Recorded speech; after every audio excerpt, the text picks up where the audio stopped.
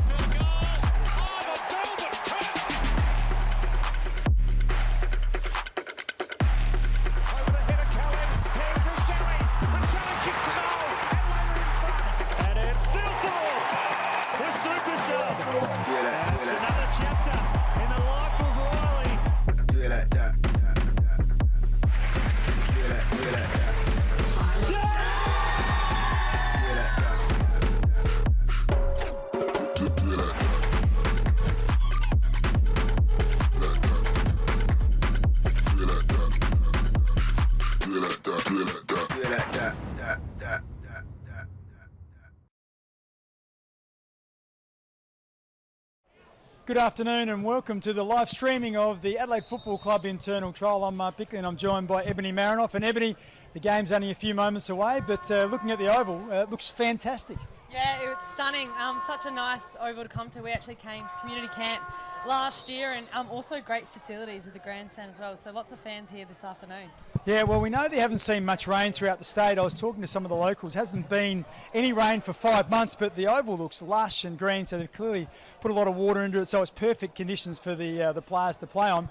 Just looking at some of the teams as we see the players go through their final warm-ups, it looks like the blue team is going to be the probables, I guess you would say, the stronger team, with the yellow team made up from some of the possibles. So do you want to have a chat, Ebony, about some of the guys who maybe find themselves in the yellow side that would have been in the first side last year? Yeah, I mean, Luke Nankervis is probably the biggest one here today. We've got Isaac coming in from the Giants, and Chase Jones is lining up on the other wing in the blue team. So he played a lot of AFL footy last year, earned himself another long-term contract, and finds himself in the seconds today. So that's an interesting one. And also Sam Barry and Zach Taylor, who finished the team in the AFL team last year, but with the likes of James Peatley coming in from the Giants and Isaac probably playing a little bit more mid this year, they're in the seconds today. So a couple to watch out for, and we saw the rise of Jake Saligo last year, so I'm sure he'll become a mainstay of this midfield, as well as Matt Crouch looks to, I guess,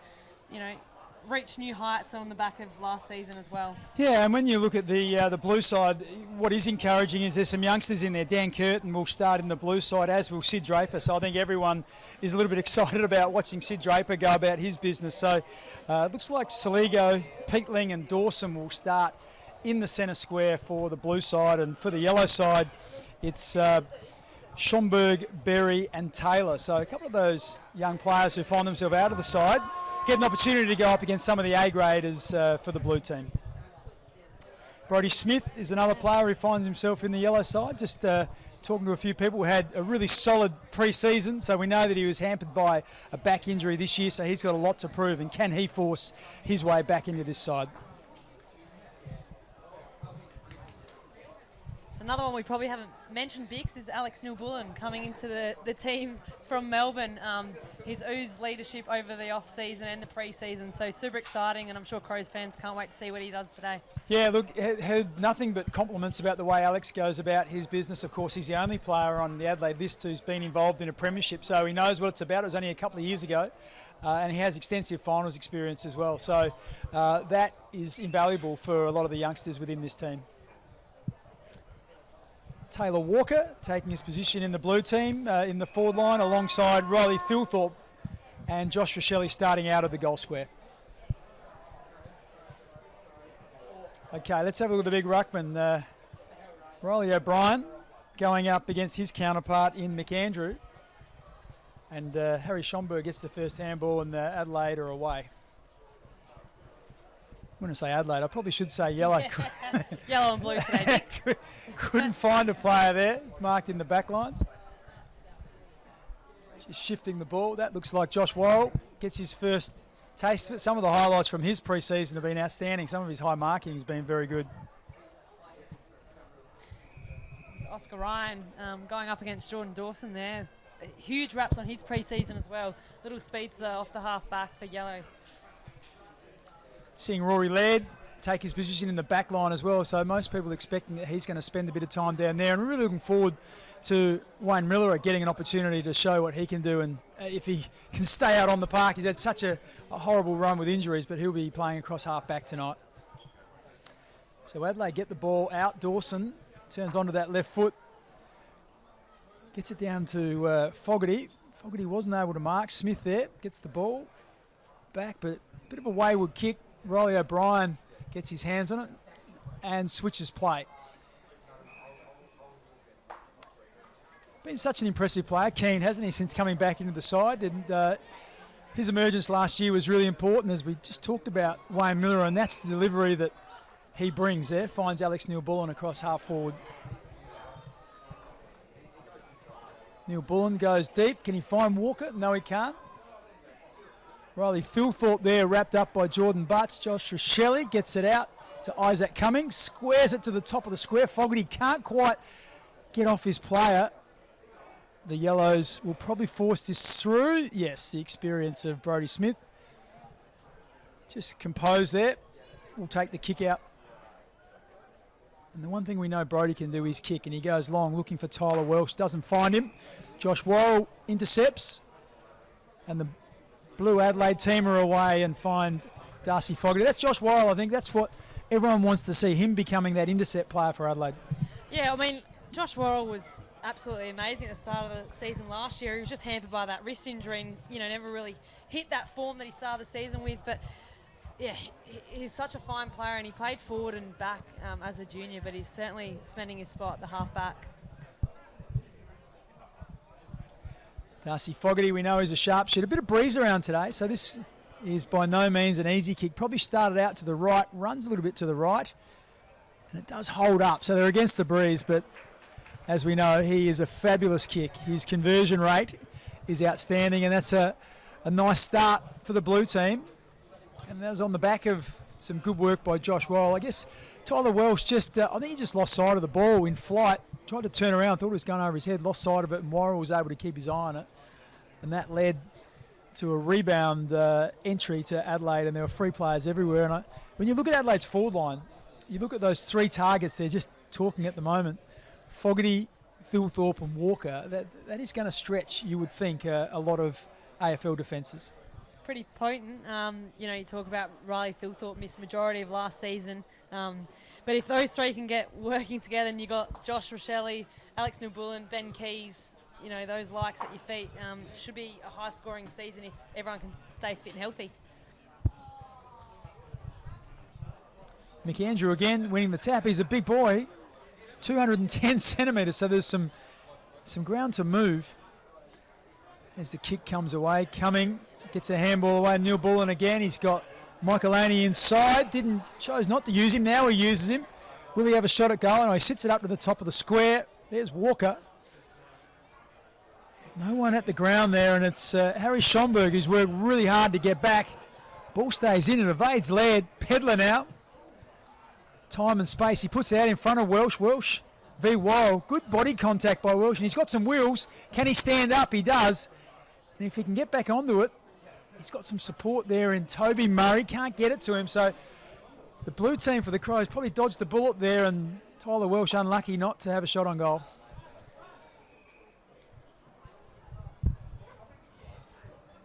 Josh Worrell again. Tried to peel that one off into the middle of the ground. Captain couldn't quite get it, but it falls to Junior, and he is able to, Wayne Miller, get that ball out wide. And that looks like Chase Jones, is it, on the outer side, Ebony? Yep, Chase Jones. It's a wide deck, but we're a long way away from it, but I'm pretty sure it was Chase. As the he ball looks to have put on some size this off-season, like we spoke about earlier. He found himself outside the AFL side last year, so just putting on that size, just to be able to have a bit more power through his legs. He's a pretty explosive player. Yeah, Brodie Smith again. That was that might have played out of bounds in the full. That was off of Ben Keys. There's Laird. Oh, just a bit fierce with the handball there. Ball goes to ground on that outer side again. Just staying in. That looks like Sam Berry in the yellow side onto his left foot. Oh, the umpire's paid that. And that looks like Mick Andrew again. So he's had a few nice touches, started well. 2-on-1, forward. I think that was Burgess who's playing forward for the yellow team, competing against 2 Adelaide defenders. Mark Keane for the kick-outs. Yeah, well, look, he did it infrequently. I'll tell you what, he doesn't mind taking it on, and there's an example. He's certainly not going to die wondering. Anyway, Adelaide get away with it. That's a long kick. Looks like Nick Murray kicking that. Fogarty competes. There's Cumming at the fall of it. Neil Bullen again. There's Laird. Well, nice overlap run. Michael Laney again finds himself in the front half of the ground, and that's a beautiful kick.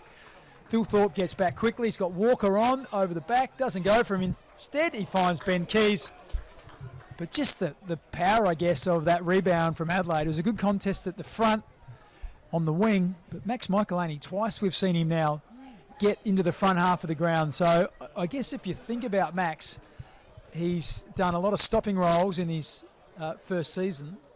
And now just continuing to develop. If he can develop that sort of attacking side of his game, he is going to be a very, very good player, if he isn't already. I think what's been most impressive, Alex Neil Bullen's been involved in a lot of plays.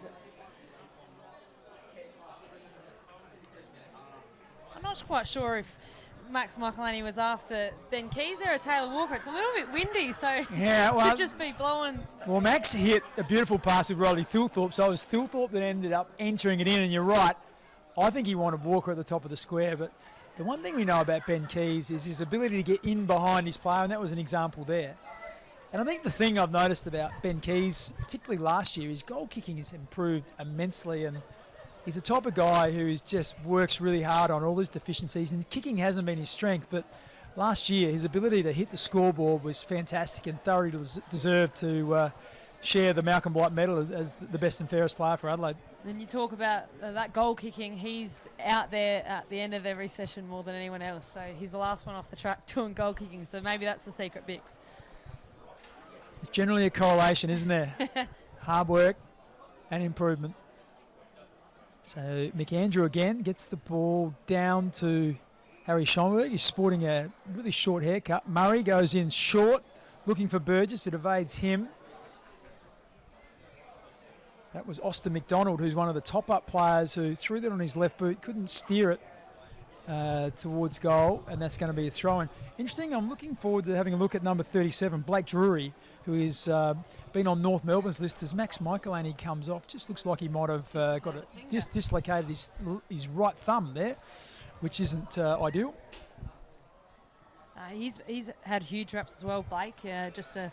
Really hard working and is fit into the program seamlessly. He spends the whole week with the AFL, and he'll be one of the key clogs of the SANFL team this year. Yeah, so he's their marquee player for the Adelaide Crows SANFL team. So keep a close eye on him. I think he's going to be really good value. He'll find plenty of footy as we have a throw in there. We'll keep you updated on Max Michaelani as well. It just came off, and it looks like that right thumb was sort of on an angle that wasn't wasn't what it normally was. So this is Billy Dowling.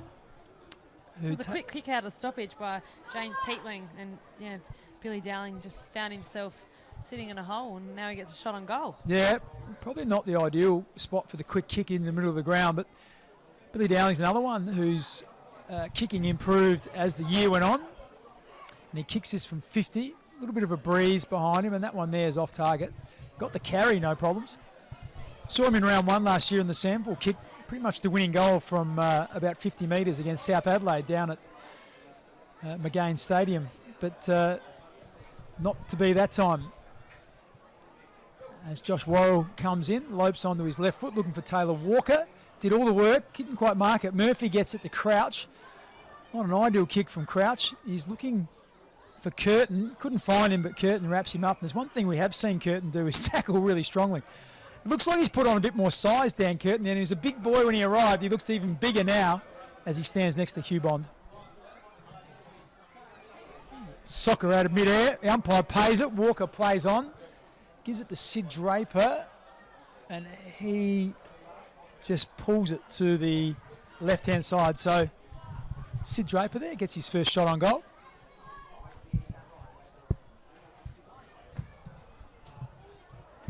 Well, Hugh Bond's another one that was in the AFL side of the back end last year. Rory Laird moving back there probably slips him out of the blue team. Squeezes him out. And I was really impressed with Bond. He's just such a competitor. He just never liked losing a contest, and he lost very few. His challenge now is to add more of that offensive side to his game as we get a free kick. Free kick goes to Josh Worrell again. Now he's had a stack of... We get touches. And no, we're not getting up. the stats today, but you don't need the stat sheet to see that he's had a good start to the game. Goes to Matt Crouch. That's a better kick from Crouch. A bit neater than his first touch. This is James Peatling. JP is the nickname. Doesn't quite find his intended target. Crouch again wraps it up. Overlap run. Murphy on his left foot. Doesn't quite execute as well as he would like. Walker picks it up. Gets it out to Keys, who tries to fend off and is dispossessed. So Bond again, we know, as we said, he's a competitor. You're not going to get past him too often. And he wins himself a free kick. Ooh. Just goes wide.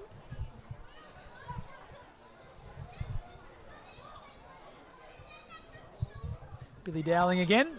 Billy Dowling goes long. Big pack. McAndrew brings it to ground. Hinge to Laird. Got plenty of numbers out the back. Keane's got time. Finds a target. It looks like Matt Crouch. He wants someone to come at him. It's not unusual for Crouch to find someone on a short, sharp lead. Lockie Murphy in the blue side, so he's done well to, at this stage, find himself in that stronger side. Yellow defence been holding up reasonably well. Want to get rid of it, they do. Oh, nice quick hands. There's some good running power from Schomburg. He looks to be moving well. Good tackle. Schomburg again. Neil Bourne wins clean, the ball. Isn't he? Yeah, he is. He's got some time now. Looks for Keys again. And that looks like Ball Ace who got back, got the ball to ground, but back on it quickly was Keys. Murphy on his left foot. Who's he looking for? He's looking for Curtin. Curtin just over his head and out of bounds on the full. So the yellow side will switch play. In actual fact, that's a horrible kick. Tried to switch play, and it's actually gone. I'm not sure if it actually came back into play, so it might be a throw-in, is it? We'll wait and see. Because he didn't bring it back into the playing field and it just went directly out of bounds, it won't be out on the full, it'll just be a throw-in. So it wasn't a great kick there. There's a little bit of breeze. Yeah, was that Sam Berry, was it? Yeah, Sam Berry. So it looks like Taylor Walker's taking the forward 50 stoppages again.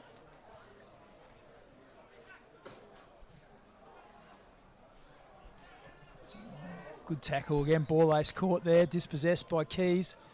Curtin on the bottom of that pack. It's quite remarkable, isn't it, Taylor Walker? It doesn't matter which ruckman he's against. He's up against McAndrew, who's 210 centimetres. He can just move them out of the way with his strength. McAndrew takes that one dangerously out of the ruck. He's able to get it onto his boot. There's Riley O'Brien back there. There's a whistle on play.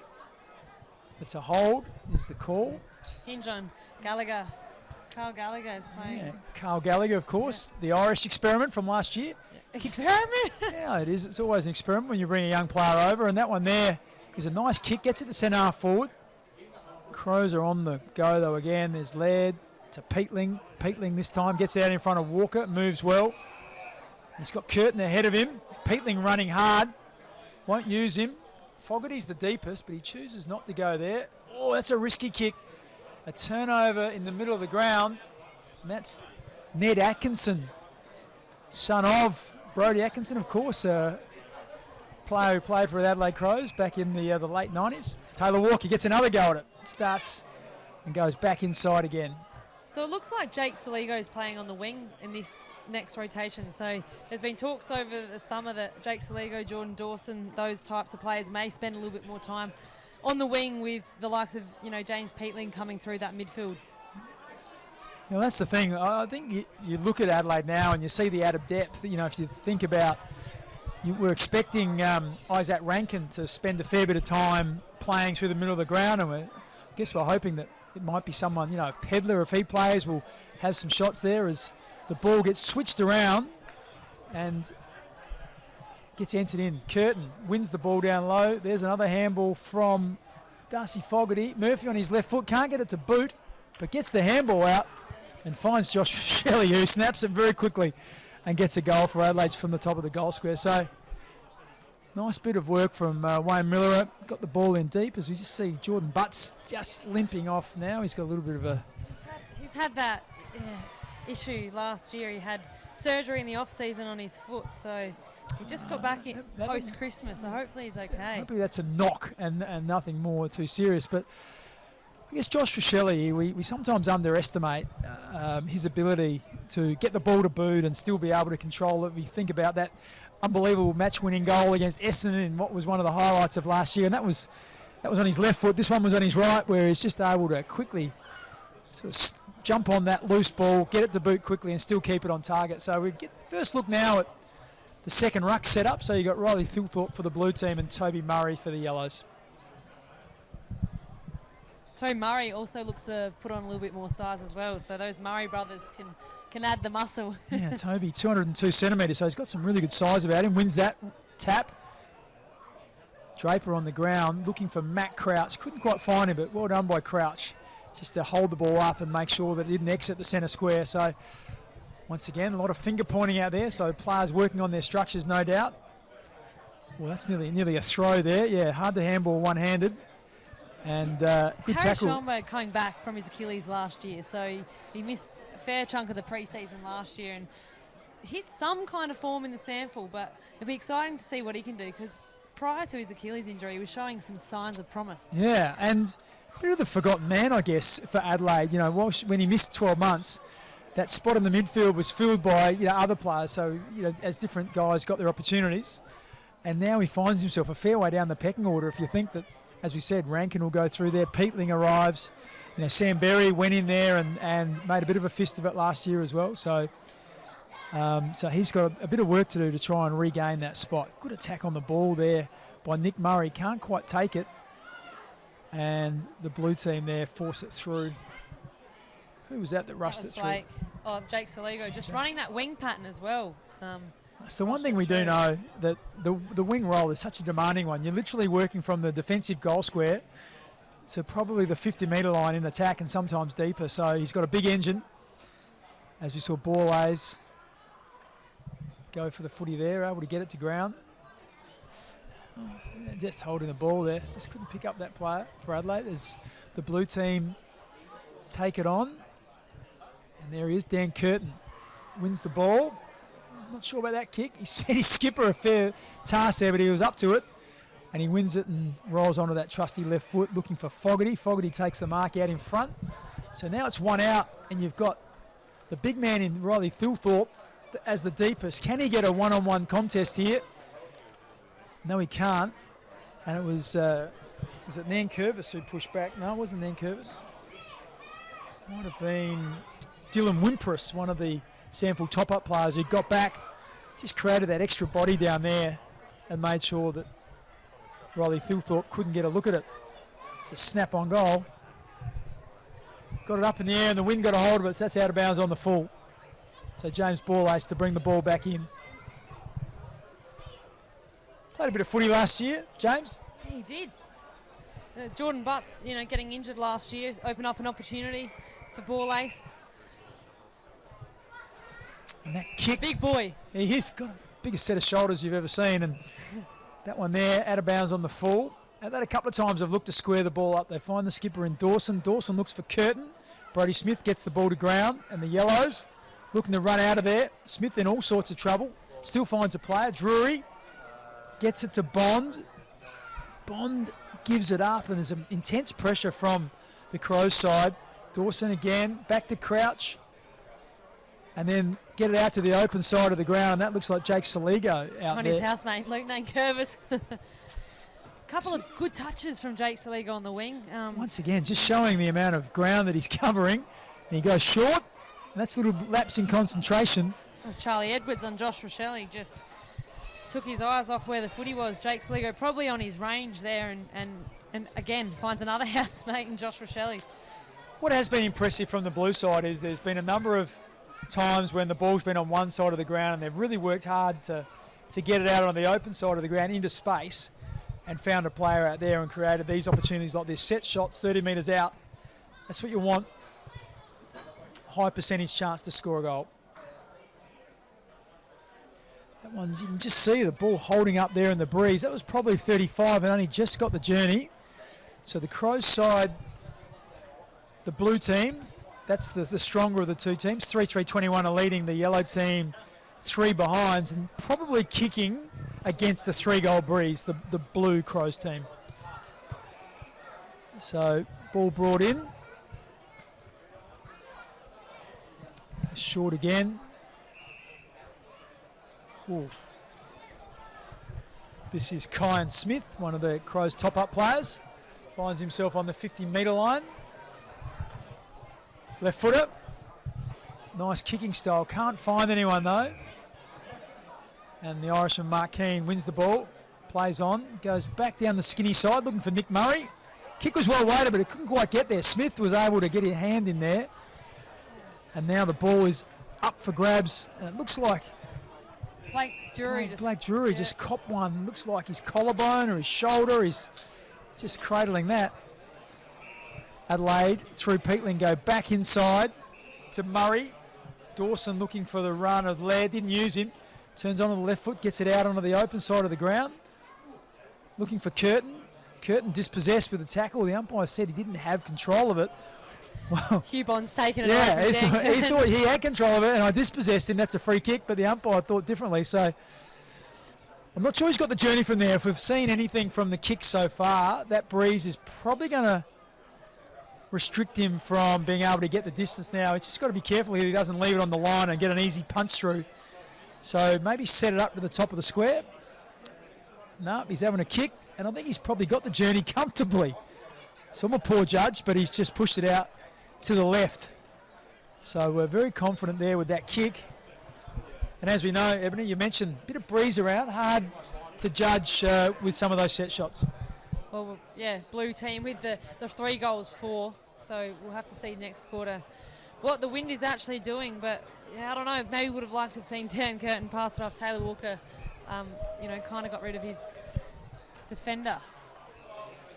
So a bit of control played by the yellow team. We haven't seen that a lot from them. They've probably been under a fair bit of pressure and just banged it forward. It'd be interesting to see if they try to change direction. No, they've ended up bailing out down the line, which is a good result for the blue team because this is what happens. You're able to get the ball to ground, and now we'll see if they can run it away.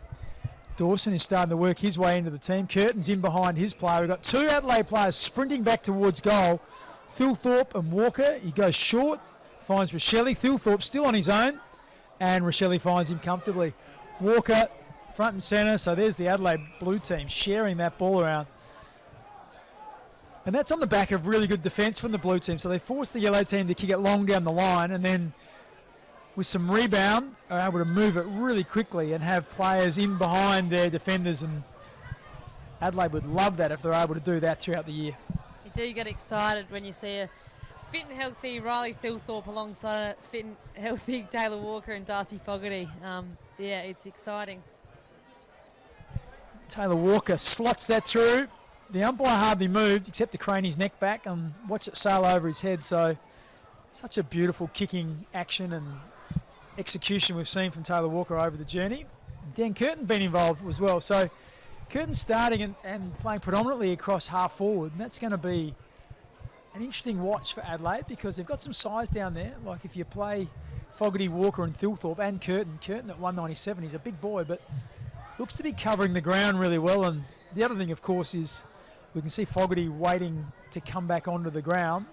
So when you rotate a number of those guys through the forward line, really you'll probably have all 4 of them in the forward line at the same time. So Adelaide look to be playing with the one really big man in Thilthorpe, and then you've got Walker and Curtin and/or Fogarty as 2 other sort of leading targets. Matt Crouch wins the ball, gets it to Peatling. Peatling just gets it out wide. That's Hinge on his left foot, straightens up. Rochelle finds himself in front. Curtin does the rove and gets it out to Thilthorpe. Thilthorpe to Neil Bullen.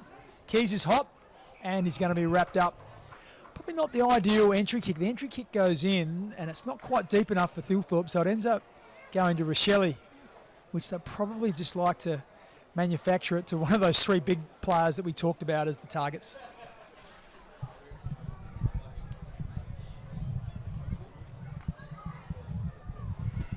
So the Blue Crows team, 4-4-28 to the yellow 3 behinds. The blue is the stronger side.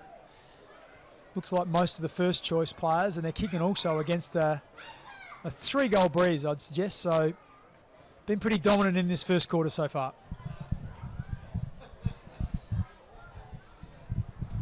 26.5 minutes in. The yellow team now got their hands on the footy. Sam Berry goes forward. Got a one-on-one there.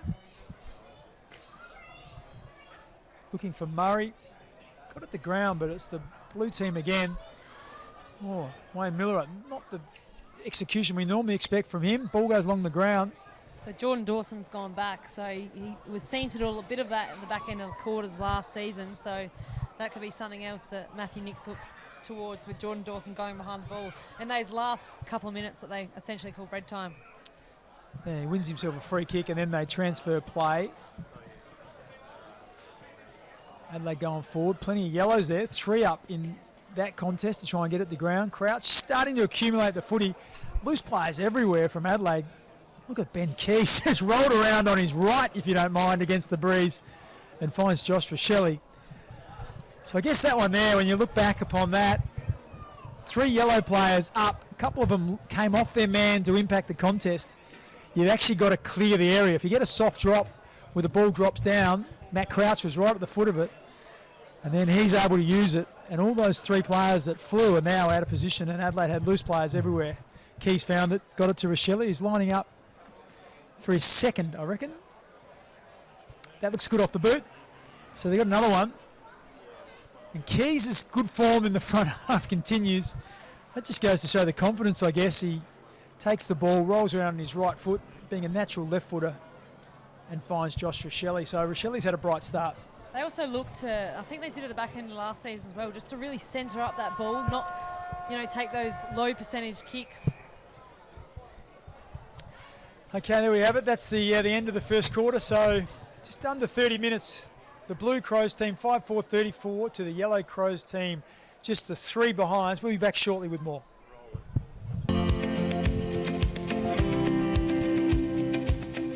We've overcome challenges with goodwill, vision and a determination to deliver on a site that's been a traditional football ground for over 100 years.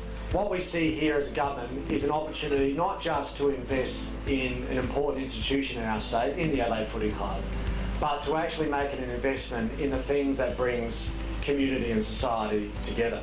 This is intergenerational.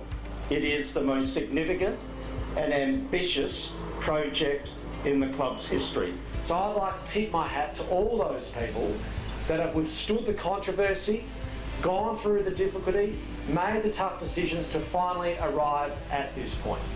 To that end, John, I do sincerely wish you every success. I hope that the legacy of this facility sets the footy club up for a long time to come, so that a future generation of South Australians look back and say, this is pretty good, what was all the fuss about, let's just get on with it. And Premier, your government's financial support has been critical to our ability to proceed to press go on this site. Without it, we wouldn't be here today. Not bad for a passionate Port Adelaide supporter, I might add. And local residents in this part of Adelaide, when they're able to walk around on this field and enjoy it and catch a footy with their son or daughter and say, do you know what? Yesterday the Crows girls were playing here, the night before the Crows boys were training here, and today we're using the exact same facilities. How good is that? Now the real work begins. And it's much like a premiership. The prize awaits, and it'll be worth the journey and certainly celebrating.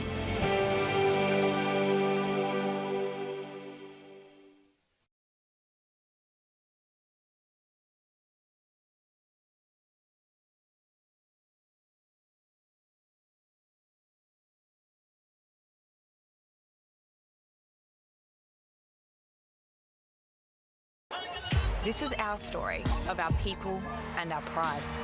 A whole state of us, bound by the game and the colours we wear. We worship the dreamers, the courageous, the magicians, the audacious. Through city laneways, we cross the bridge as one. We are made from South Australia, and this is our place.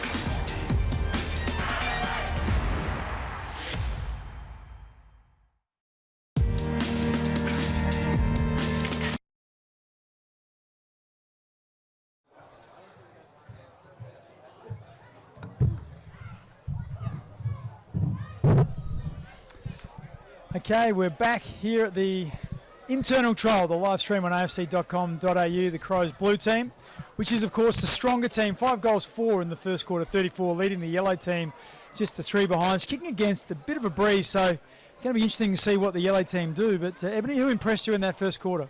There was a few that impressed. Josh Worrell in the first part of that quarter, just amazing. His ability to read the ball and take flight of it. But someone who's really got going was Matt Crouch, I thought, in the mid. His clean hands, you talk about he doesn't like to long kick or what, but he's got such poise with the ball in hand. And also Josh Rochelle, he's already got 2 goals. A lot of talk at the back end of the last season. He's worked tremendously hard over the off-season. Was a fantastic player last year, but I think he's going to continue to grow. I think, what is his 4th year now? Yeah, 3rd or 4th, yeah. Just knows where the goals are, and the unselfish play from the forward line within the blue team was super impressive as well. Yeah, look, I thought Jordan Dawson started to get involved as well in the back half of that, and I guess, as you mentioned, Matt Crouch, so those really experienced senior players. Sid Draper got his hands on the ball a couple of times there, so excited to see how he goes this year. But yeah, it was a pretty good start, and as you said, there was a lot of unselfishness, but the way that they moved the ball, there was certainly an urgency to get the ball inside their forward 50 quickly, and why wouldn't you when you've got some real key targets up there? I just noticed Scott Burns, he's coaching the forward line this year, he's talking to some of those forwards, but they did it really well in terms of getting over the back, getting goal side of their opponent, and when Adelaide won the ball around the sort of 50 to 70 metre area, that launch zone, they were looking to get it in deep. Would have liked to have seen them get it to Thilthorpe a few more times and one out, because you just feel like he's going to monster his opponent. But still had some nice touches. Taylor Walker had some nice touches, as did Darcy Fogarty. Yeah, Dan Curtin up there as well. I just noticed Luke Pedler, who did go down into the change rooms halfway through that first quarter. He's just come back up and run out to the yellow side. So that's good news for Luke Pedler, because he needs a little bit of luck, doesn't he? He's just had a wretched run with injuries, groins and shoulders and the like, and just when he has played, he showed that he has something, but just needs some continuity in his footy. You feel for someone like that, you just get one thing after another. Had about 20 odd stitches in his forehead last year when he cracked his head open. He's got his shoulders both strapped. But a player who's just got so much explosiveness, and like I said, if he has a clean run at it, he can do great things. You've just seen Jordan Dawson addressing the blue team, stamping his authority, 2nd, 3rd year as captain this year, so it's exciting to see where the team can go. Yeah, it was interesting. Let's talk about James Peatling and Isaac Cumming. Both those guys got their hands on it. I thought the longer the quarter went, Peatling looked really solid, got his hands on it. Cumming had a few nice touches early, but didn't quite see him as much later in the quarter.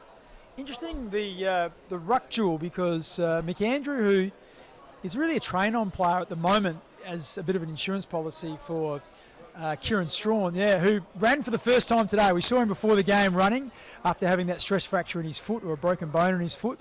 So McAndrew, 210 centimetres. He's actually worried Riley O'Brien a little bit with that extra height. So keep an eye on that as we watch this game go on, and whether O'Brien can wear him down. So a good bounce by the umpire. Bit of a stalemate there. Both guys getting their hand on it. Socked forward by the blue team. No, it's a free kick there. Tackled without the footy. Lockie Murphy wheels onto his left foot. Once again, that urgency to get it in long to the tall timber. Thilthorpe doesn't get a jump at it. Walker across the front. Neil Bullen wins his ball on the ground and just been tackled. And we're calling the game here amongst the crowd. A lot of fun here, Ebony. we're right amongst it. But ball up inside forward 50 as we see Taylor Walker do the ruck work again, and that was really clever work.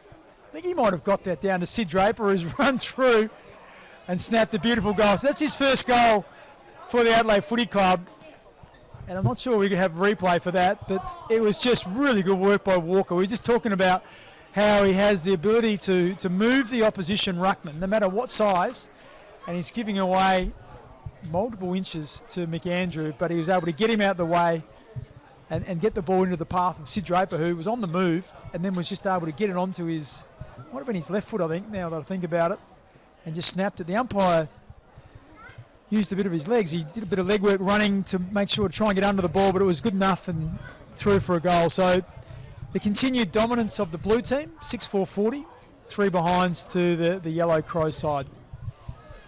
It's a little bit of an injury update. Max Makalani, we saw some promising signs of him coming off the half back in the first quarter, but unfortunately he's dislocated his thumb, so he won't be coming back on the field today. So Crows fans have to wait a little bit longer to see what he can do for 4 quarters. Yeah, there we go. Draper again. Did he get one in the back there? No, the umpire said no. Once again, that's the thing that is impressive.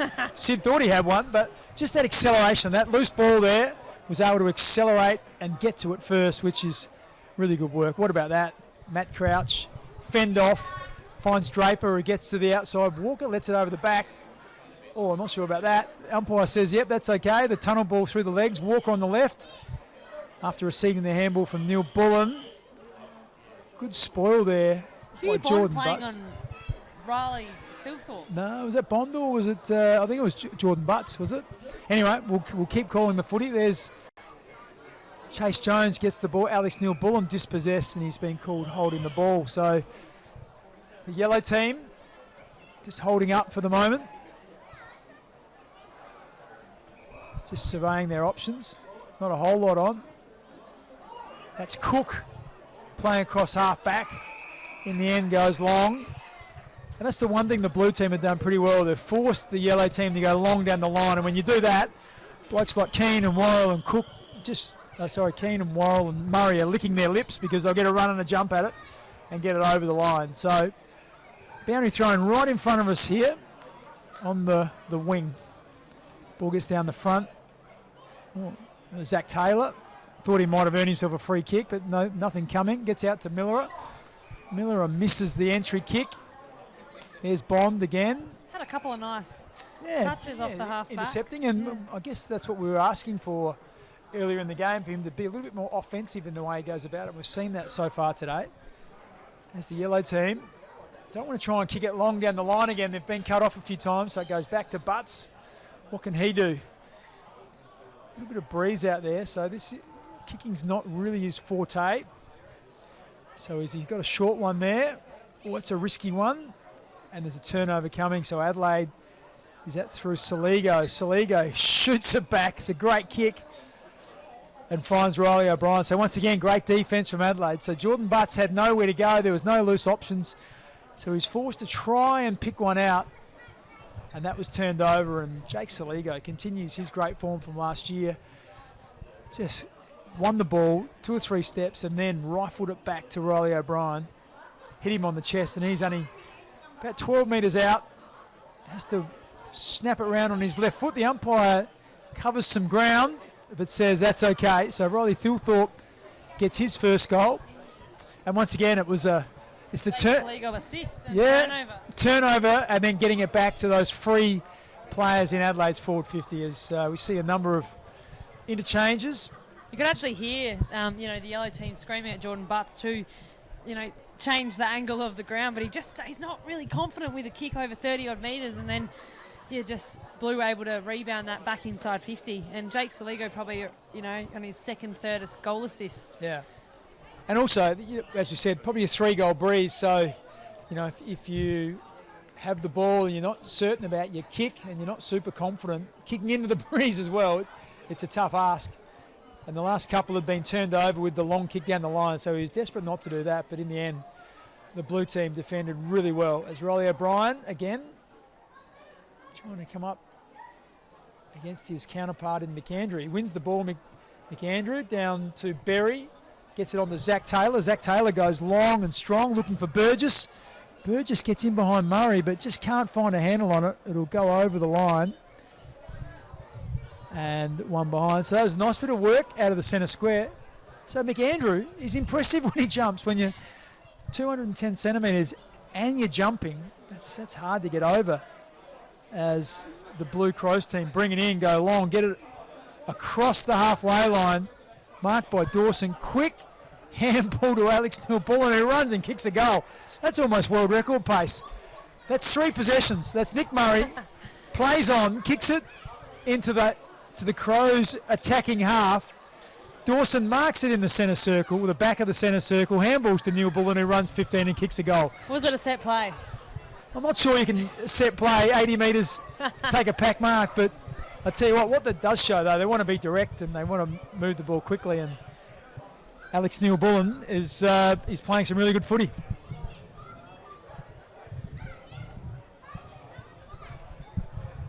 Yeah, so just an update on Max Michelani. As we said, he dislocated his thumb early in the first quarter. We're just looking now, he's up sitting with the coaches in his civvies, so his day is done. So let's hope that there's not too much damage there and that he's not going to miss too much footy. So I'm sure we'll keep you updated with that as the afternoon continues and in the coming days.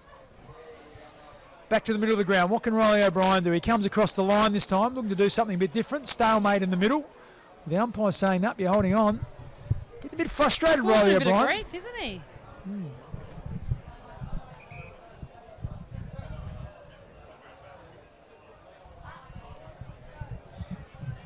Just find Jordan Dawson spoiling the ball. Zach Taylor comes in 1v1 and Chris Burgess. Yeah, nice bit of play there. That was Sam Berry, pulled it in, gets the handball out, but unfortunately just wrapped up instantly. Yeah. And it's going to be an interesting watch. Lockie McAndrew is, like I said, he's creating some issues for Riley O'Brien. Has another go. O'Brien this time gets his hand on it, gets it down, finds Saligo. Saligo just tosses it out in front of Keys. Keys wins himself a free kick. Now, you'd expect Adelaide to try and change direction here. Got a short one on first of all. Matt Crouch will try and bring it back through the middle. He's waiting now. Saligo's on the move. Yep, they try and change direction, get it to Worrell. Laird and Keane are both set up, trying to generate some width. Once again, the yellow team defended that well, force it down the line, but there's a nice movement from Curtin. Impressive figure when he gets the ball out in front. He wheels around, goes long, got a one-on-one ahead of the footy. That's Taylor Walker. Walker directs it down deliberately just to try and get it to ground to the smaller players. He's back on it, wins it again. Fogarty now turns onto his left foot, which is generally pretty good. That one there, not ideal, but good pressure. And there's Neil-Bullen again, and he's going to kick another goal. So he's got the Crows' last 2 goals. And they've got the 9th for the blue team, but just good movement again. And really impressed with Dan Curtin, that sort of movement from half forward, leading up towards the footy. Took the mark, wheeled around, got it moving quickly. So that looks nice for Adelaide.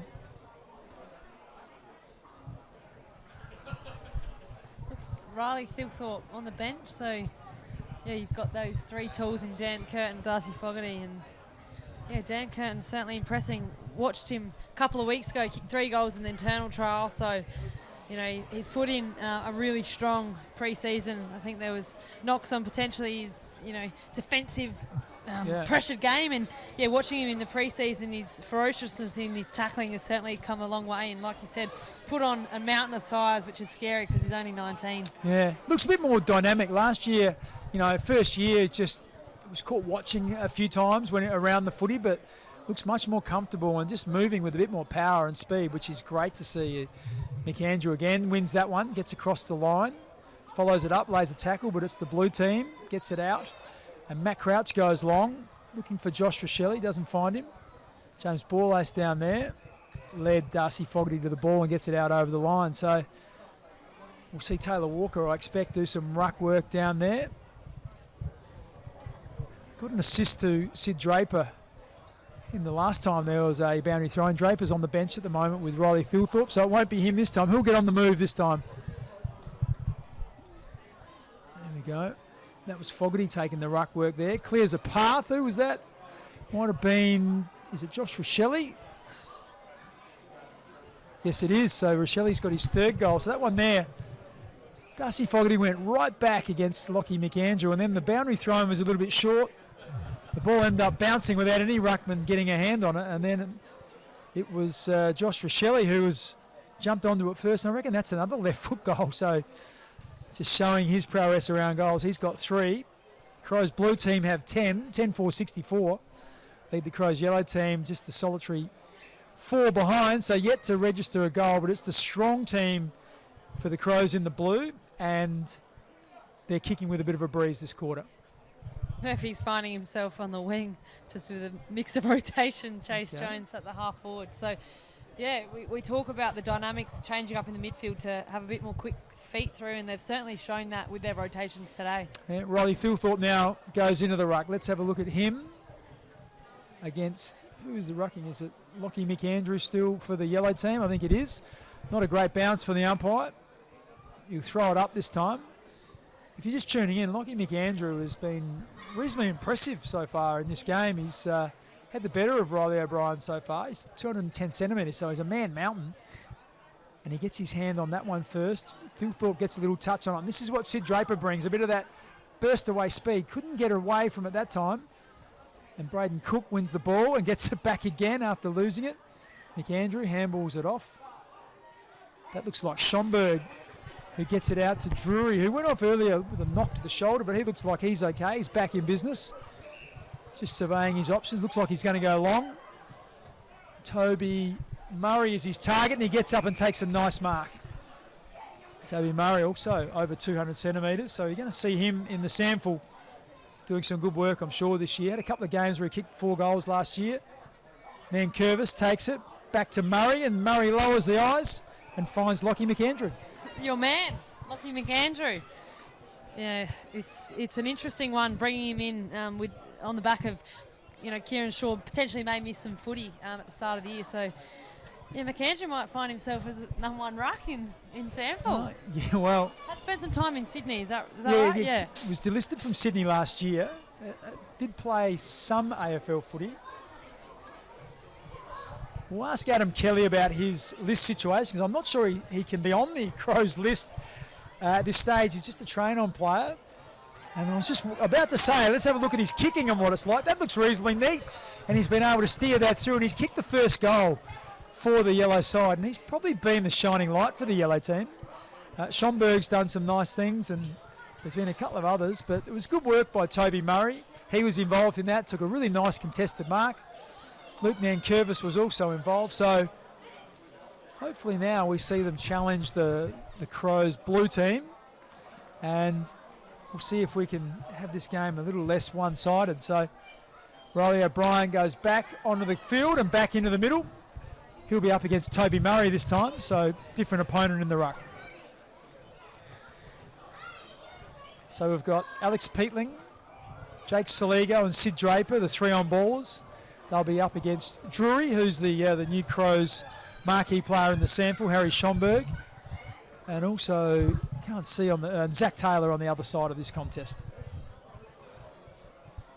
O'Brien this time wins the tap and wins himself a free kick. Got it down nicely in the path of the Crows player. Peatling wanted a handball, but O'Brien gets back quick and goes long. Breeze just carried it over the head of Thilthorpe, who flew uncontested, but some really nice work there in defence. That's Nankervis looking to get it back. Didn't quite get there, but they do some good work. And that's Carl Gallagher, who leads up and takes the ball. Tyler Welsh got rid of his man. Nick Murray's looked around to the umpire and said, what about the hands in the back? He said, you got nothing except a 50-metre penalty. I'm not sure quite why. Maybe he was asked to come back. He didn't hear it. Well, but maybe the umpire's just got a bit of sporting spirit. He wants to just make this game a little bit closer. But good work by Welsh. Once again, looked like he might have used his hands. But you're allowed to now, like with a new, just eased him under it, but took the mark, and then rather fortuitously got the 50-metre penalty. But let's see if he can kick 2 in a row for the yellow team. Starts it right, stays right. Just the drop didn't quite get to where it wanted to get to. Just a little bit awkward on the drop with this breeze. Laird plays on. Haven't seen a lot of Laird. Looks long for his skipper in Dawson. That's always a good move. Kick it to the captain. Looked out of bounds, but no, Neil Bullen, very clever. Dawson ends up with it. Running onto the left foot. He's got a couple of targets in front of him. I think he was looking at Phil Thorpe. Shelley just came across the front of him, gets it back to Walker, sidesteps, left foot. Doesn't matter with Walker, puts it up into the middle of the ground, and that's Sid Draper. Flying for the footy. Once again, hard not to be impressed with the young man in Draper with what he did last year. He was injured early, played under some duress in the National Championship, so we didn't see the best of him. But when he came back and played in the league side for South Adelaide, made a marked difference to their on-ball department. And to do that as an 18-year-old is not easy at SANFL level, and he's come in and he's done some nice things today. Gets a chance to kick his second goal. Ooh, gave him a few too many raps a little bit early, didn't I? He just stabbed at that then. Yeah, he's got some impressive quick feet. So obviously the coaching staff would like what they've seeing him play in the blue team, but it'll be interesting to see, you know, where he fits into this team with Isaac Rankin coming back, you know, after the All-Stars match. Yeah, what he does bring is that dynamic movement, and we've seen it a couple of times today, and we know that Rankin brings it, and we know that probably Adelaide have lacked that a little bit. They've been a little bit one pace through the middle of the ground, so that is going to be very advantageous to Adelaide. Thilthorpe gets his hands to it, couldn't bring it down, comes back to Curtin, not quite enough elevation on that shot at goal, and it looks like the Yellows are going to take it away. Braden Cook playing the wing or half back. His name and started at half back. Finds himself with the ball. He likes to carry it. Finds Brodie Smith. Oh, that was Ned Atkinson there. Just spent it before he had it. Wins the ball back. But just unfortunate. Just took his eye off it. And it'll be a ball up. So Crows were able to affect that turnover in their front half. They love doing that. Riley O'Brien takes the ball, runs away from stoppage. Not sure about the drop on the ball, but it's had the desired result. And Dan Curtin was able to move his man out of position there. I think that was, he's up against Dylan Wimpress, who is one of the top-up players. And it's a 50-minute penalty. Maybe Dylan wasn't happy with the decision, but now Dan Curtin is definitely going to get on the scoreboard with a goal, you would think, after leaving his last shot short.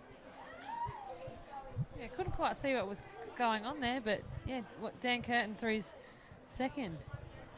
Second, first? Nah, he's kicked one in the first. That's right, he did, kicked it beautifully, so he's got a couple. Rochelle's got a couple. Riley Thilthorpe. Rochelle's got three, I reckon, by my tally.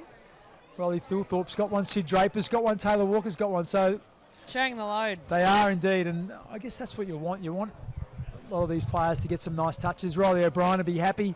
Got that nice takeaway then and got the ball forward. As I said, it wasn't the perfect kick, but you get it in quick and you always give your forwards a chance, and Dan Curtin was good enough to be able to use his body to take that mark. Now Riley O'Brien comes up against Lockie McAndrew again. So this centre bounce work has been interesting. McAndrew's had the better of him in here. He's tried a couple of things. Looks like he's going to jump against him here, or is he going to go across the line? Goes across the line, tries to nullify the jump once again. Oh, I'm not sure. Yeah, I'm not sure about that decision. I thought it was going the other way, but in the end, Riley O'Brien, the tactic works. He wins the free kick, gets it deep forward quickly. Curtin again in the contest.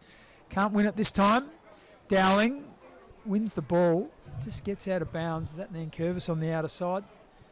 We are a long way from the action. Binoculars. Yeah, so Adelaide with a boundary throw in. Riley Thilthorpe going to contest in the ruck against McAndrew. Thilthorpe wins it, gets his hand on it. Quick kick forward, looks like Curtin again. Was touched. He wins it, gets the back to Saligo. Saligo's on the wing, he's just holding out beautifully, creating that wall, and the handball was fed back by Curtin, and Saligo from about 45 off one step snapped that through. Probably gives you an indication of how strong the wind is. But Dan Curtin impressing again. Just looks like he's always been on the front foot. He's just read the ball a little bit quicker when it's come forward and led his opponent to the footy. So good signs for Adelaide. Would have been a mark except it was touched. Taylor Walker's just pulled rank. He's just called out to Dan Curtin. Curtin's thinking, I'm going all right here, I'll stay. But then Matt Crouch has decided to come off. But Curtin comes off as well. 20-minute mark of this quarter. We're going to speak to Adam Kelly, Adelaide footy boss at halftime. So we'll get a bit of an update on Max Michaelini. We'll talk about Lockie McAndrew and his situation, about what he's up to with training with Adelaide at the moment. I believe he might be going to play with Nord in the sample, so we'll ask him all those questions along with a couple of others as well. He'll join us for an interview at halftime. Go back into the centre square. O'Brien locks horns again, gets the hand on the ball. That time it's Schomburg gets it forward, but Keane just outpoints his opponent there, and that's a 50-metre penalty. Toby Murray just got to stand on the mark once you're told to stand by the umpire, so sometimes it takes a little bit of time to get back into the groove of some of these rules. Well, they've had umpires for a little while now. Yeah. Jordan Dawson from 17 with the breeze. Wow. So there's an indication once again how strong this wind is. I'm not sure the 50-metre penalty was actually 50, but in the end it was Mark Keane just hands it off to Jordan Dawson. I reckon it's probably 65. A little bit generous. You've given him 70, you reckon, but it did clear the line comfortably, and Adelaide again just blow this lead right out now. So 72 points, 12 goals neat, 13-5. The strong blue team, which is pretty much the first choice players. 83 points are leading the rest of the Crows group, including a half a dozen top-up players. 1 goal, 5-11. So be interesting to see what they decide to do at half-time, whether they continue to go with this or whether they maybe look to even the sides up. Often they put the best defenders against the best forwards. That often is one way you can go about evening it up. So we'll maybe ask Adam Kelly that. He's going to join us in around 5 or 6 minutes, so don't go anywhere. I hope you're enjoying this live stream of the Crows internal trial from Port Pirie. Riley O'Brien gets that knock forward. James Peatling runs onto it, throws it on his left foot. Thilthorpe one-on-one against Butts. Butts gets there first and just sees it out of bounds. So Thilthorpe, he's looked dangerous a couple of times, but probably just that delivery as well. Yeah, hasn't quite imposed himself just yet. When you consider Adelaide have kicked 13 goals, he's just got the one. Walker again wins it from the ruck, feeds it out. Looks like Rochelle. Another handball. Comes back to Saligo. He couldn't quite handle it. Peatling. Saligo, and then out to, I can't see who that is on the other side. Rory Laird had pushed up there. Laird, okay. Goes into a dangerous hot spot. The yellow team just trying to get it out of there. That looks like Peatling again wins it, tries to get it out, but the pressure eventually gets it out of bounds for the yellow team. Rory Laird just finding himself in the forward 50, shuffling out now, but a very different look to his game this year, probably with predominantly playing at the half back after spending a little bit of time there previously before going into the midfield. Looks like Dawson again, just ran around and snapped that on his left foot. Just forced through by James Borlase. Ball coming back in now, going short. Who's that? Brodie Smith's got the ball in a bit of space. Oh, he's looking for Chris Burgess. Not much on. Goes to Cumming. Isaac Cumming. And a bit deeper in defence. Hasn't been called upon to do a whole lot so far. Looking for the experienced Taylor Walker one-on-one. Walker tried to use his body. Couldn't quite get himself free. Jordan Butts feeds the ball out, and that's a hack kick forward. Out of bounds on the full, I think you'll find. So that might have been Toby Murray. So Laird is ready to bring this ball back in. He's on the outer side, kicking with the wind, tries to centre the ball up. There's a big pack of players. And then it was Lockie Murphy who picks the ball up and tries for the left foot check side. I might have been better off going for the right footer. You don't see him use the right all that often, and it's out of bounds on the full. They bring it back in, the yellow team. Just had a lot of trouble, haven't they, trying to get it out of their own half. So they've kicked it long, that hasn't worked. They're now trying to work their way short. This is Zach Taylor. Haven't seen a lot of Zach Taylor. He goes short, finds another player out there. Can't quite pick up who that is. Berry Sam Berry on the other side. He's got the shorter hairdo this year. Goes back to Taylor, trying to shift the blue defence. This is probably a wise thing. Can they find someone else? Zach Taylor looks back again and just looking for Billy Dowling. Spoilt there, but a great tackle. It's The Rory blue team Laird. again. That's Laird. Great impact from Mitch Hinge. Yep. Oh, And and then there's a Luke spoil. Pedler just comes in with the spoils. Yep. So Oh, there's a couple of front-on collisions here. contact. Ooh. So that was a big bit of contact there. Not sure who that was, but in the end, there was a free kick in 50 metres. It's the third 50 this quarter. So I wonder what- yeah. is this Isaac Cumming? I think maybe it was a bump to the head. Is From Luke Pedler, yeah. what he Luke said. Pedler's already gone off and had a knock on his head, but maybe a bit of frustration coming from Luke Pedler. And The one thing we do know about Isaac Cumming is generally elite disposal, so kicks it really well, and that one there with the breeze had no trouble. And that's, I guess, what everyone is going to want to see from Isaac Cumming. He's a first-round draft pick. He's in pick 16, I think he was originally. The big question mark has just been around his durability. He's had hamstring issues. Had a little niggle earlier on this year with Adelaide, but missed some footy last year, or the last couple of years with the Giants. So you'd think that if he can stay sound and keep playing cross half back, he's going to be very, very handy for Adelaide. So once again, just an indication of what he can do. yeah, it's exciting. When you think about some of the ball users now across half back, if you've got Miller and you've got Cumming, we know that Rory Laird is very neat by foot as well. Josh Worrell takes the game on, so starting to have a new dimension across that half back line.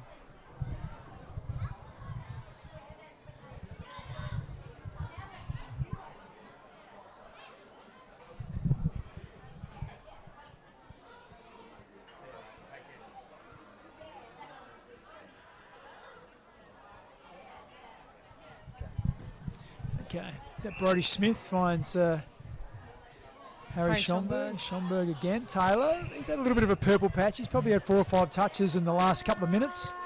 As the siren blows, just as the yellow team are going into attack. So half time, it's the Crows blue team, 14-6-90, leading the yellow team 1-5-11. Now we know the blue team are predominantly the first choice players, and the yellow team are made up of a number of top-up players as well, probably 6 top-up players. So probably not surprising that it's going to be one-sided. So, yeah, what about that second quarter, Ebony? Any players that stood out for you? Oh, I think you can't go past Dan Curtin. Just his ability to spring up at the ball. Sid Draper was getting into things nicely, which is awesome for Crows fans to see. But I think what I love most is the unselfish play in the forward half. You know, maybe at times overusing that handball from the blue team, but it just shows that they're, wanting that goal instead of that low percentage out wide. They're actually using each other. Josh Shelley a little bit more quieter, but certainly asserting their dominance. Yeah, and I guess the other thing as well, we saw Jake Saligo do some really nice work playing across the wing. Well, we're going to take a short break. On the other side, when we come back, Adam Kelly, Crows General Manager of Football, is going to join us.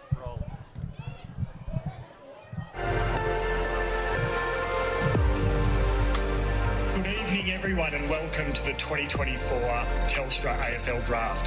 Everyone patiently waiting, all hoping to hear their name called, all wanting to realise their dreams of becoming an AFL footballer.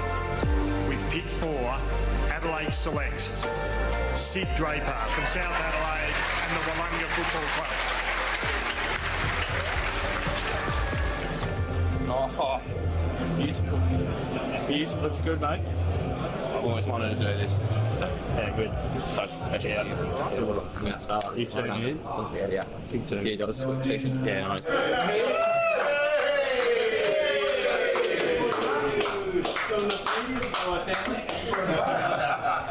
Well done, mate. Go to him first, he called your name in. We got there, mate. We got there in the end.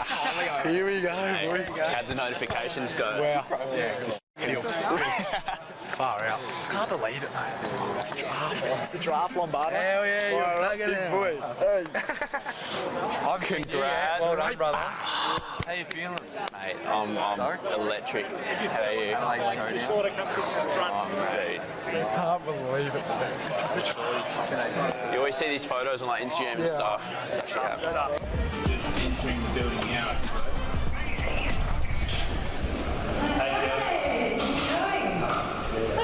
Big 24 hours or 48 hours? Huge. Yeah. Nice to be able to come in here and have some familiarity, I suppose. Oh, it's so good. I feel so comfortable here. Hey, Carl. Hey, Carly. How you going, man? Congratulations. Thank you so much, mate. Here's the man of the hour. You've already got two young supporters. Vinny, how are you? Nice to meet you. And let me guess, there's probably a camera following you around. Oh, see, that's not good. I'm in casuals. I'm in casuals. I'm not even in uniform. I hadn't done my hair. Excuse me, have you been doing a bit? I got graduation tonight, actually. Yeah, you can do that. Of course.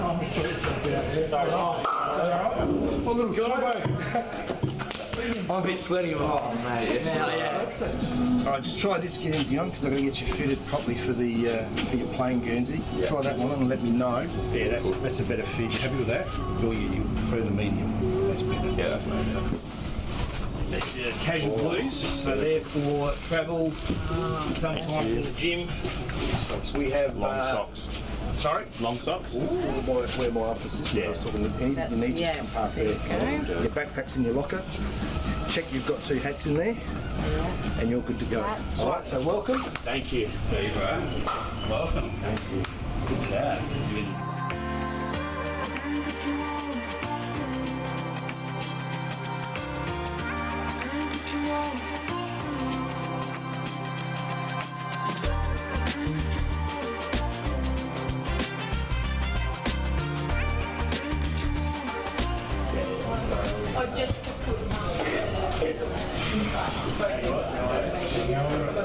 Officially become a pro. It's unreal. It was a cracking night. Had a big crowd. All my family and friends were there. Colin was a lot of seasoned players. Just to be as valuable as Austin. What's he doing?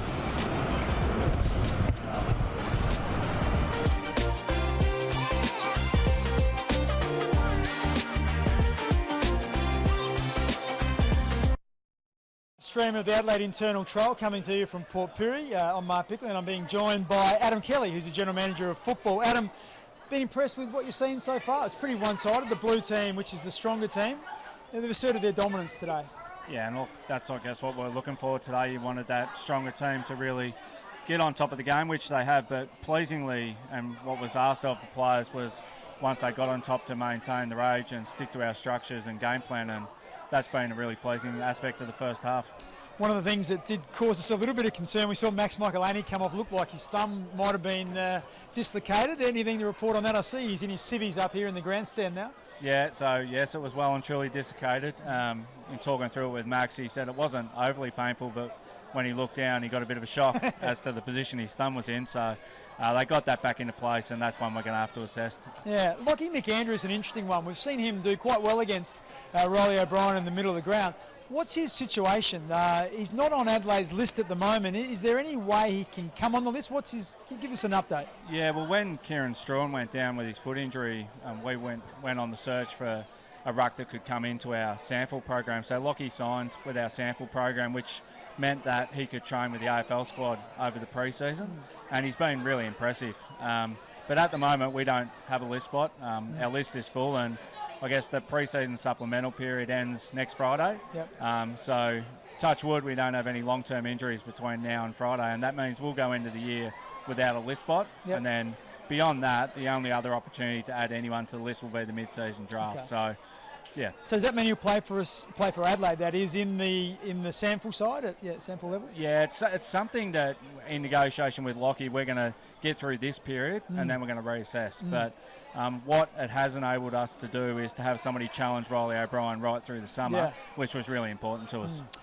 Let's talk about the pre-season. Firstly, you're in a good position because apart from Kieran Strawn, who I saw or noticed run for the first time today, so he's coming back from a foot injury, you've pretty much got everyone else on deck, haven't you? Yeah, we've got, like, Sholey's missing today, but that's a relatively minor issue. We got a bit of a knee knock the other day.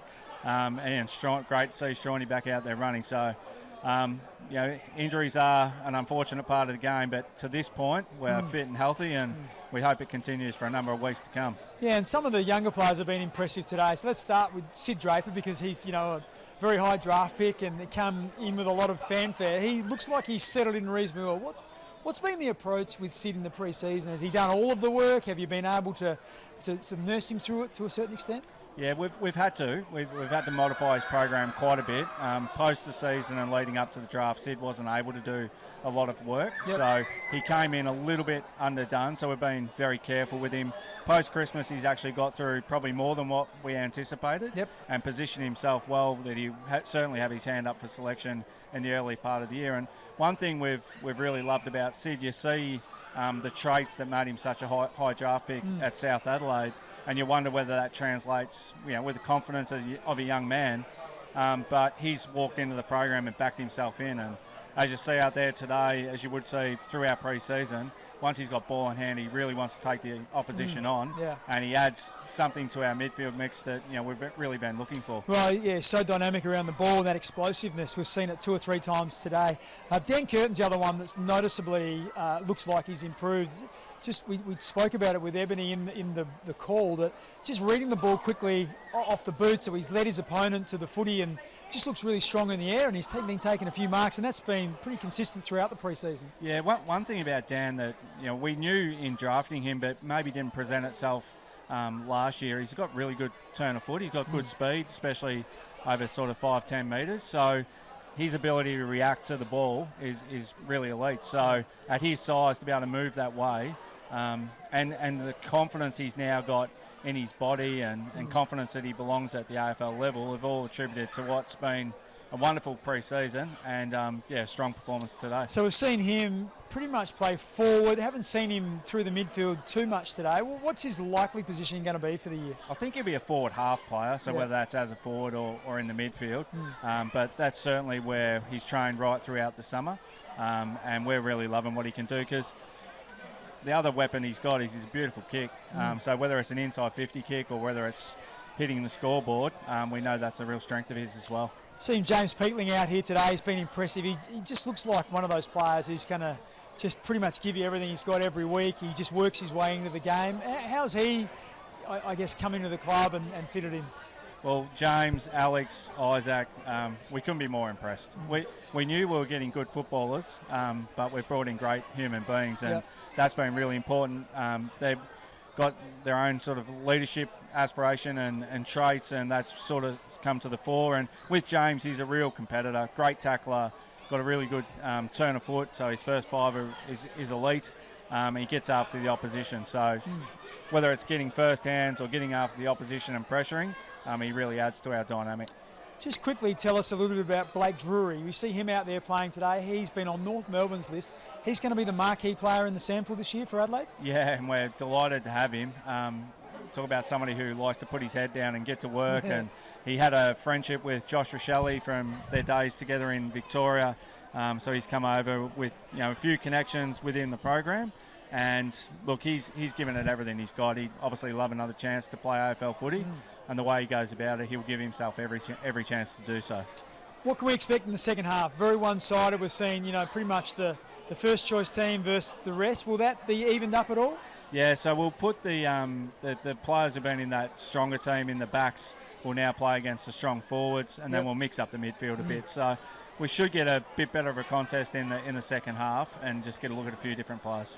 And what's the program look like going forward? I know you've got a game at Mount Barker next week against Port Adelaide. Will you look to pick your best team? Will you still be trying to maybe give a couple of opportunities to some younger players? Yeah, so next week it's going to be a 6-period game. For the initial 3, both teams will look to pick their stronger lineup.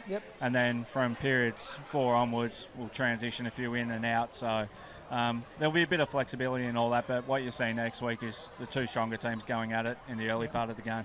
Adam, thanks for your time and appreciate you coming up here. Thanks, Bix. Okay, there you go. Adam Kelly, footy manager for the Adelaide Football Club. We're going to take a break. We are here in Port Pirie for the Crows internal trial, live streaming on afc.com.au. This is our story of our people and our pride. A whole state of us, bound by the game and the colours we wear. We worship the dreamers, the courageous, the magicians, the audacious. Through city laneways, we cross the bridge as one. We are made from South Australia, and this is our place.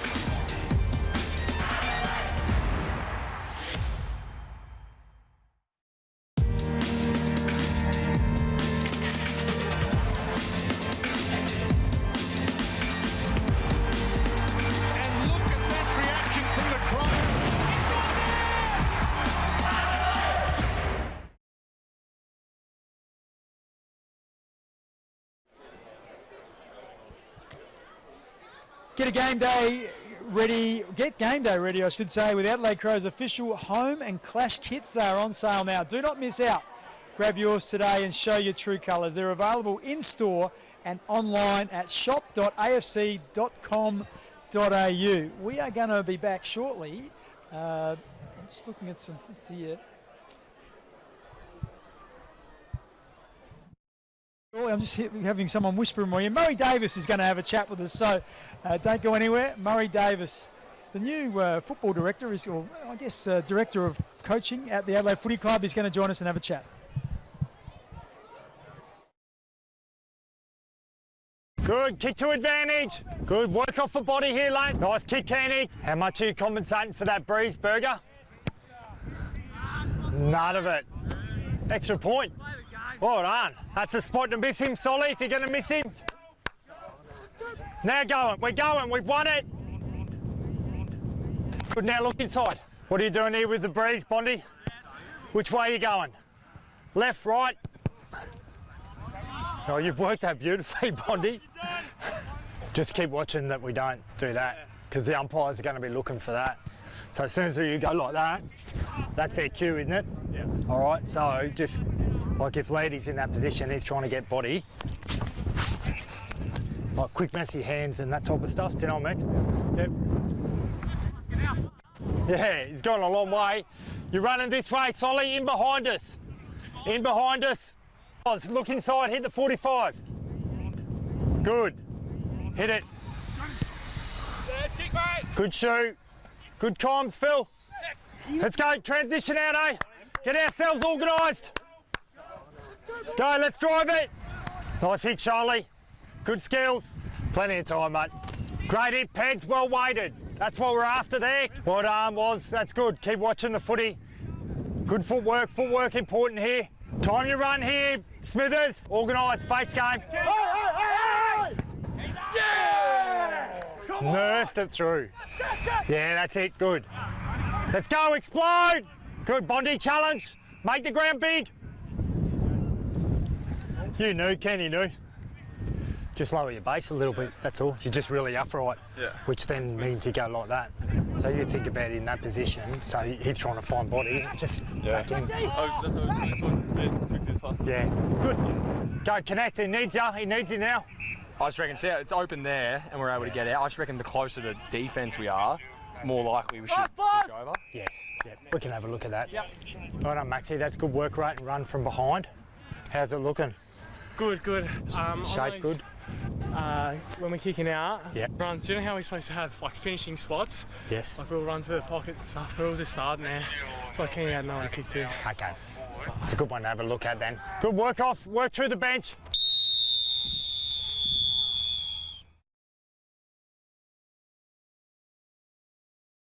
Here we are, interesting stuff there from Murray Davis. Ebony Marinoff joins us, and Ebony, the teams are back out on the park.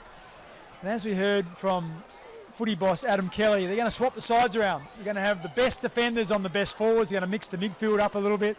So we should get a much more even contest in this second half. So, yeah, it'll be interesting to see what some of the likes of Worrell and Keane can do on Walker and Thilthorpe, and some of the small defenders, Laird up against Rochelle and the like. So what we can expect now is to see probably a much more even contest, and we'll see which players can impress from there.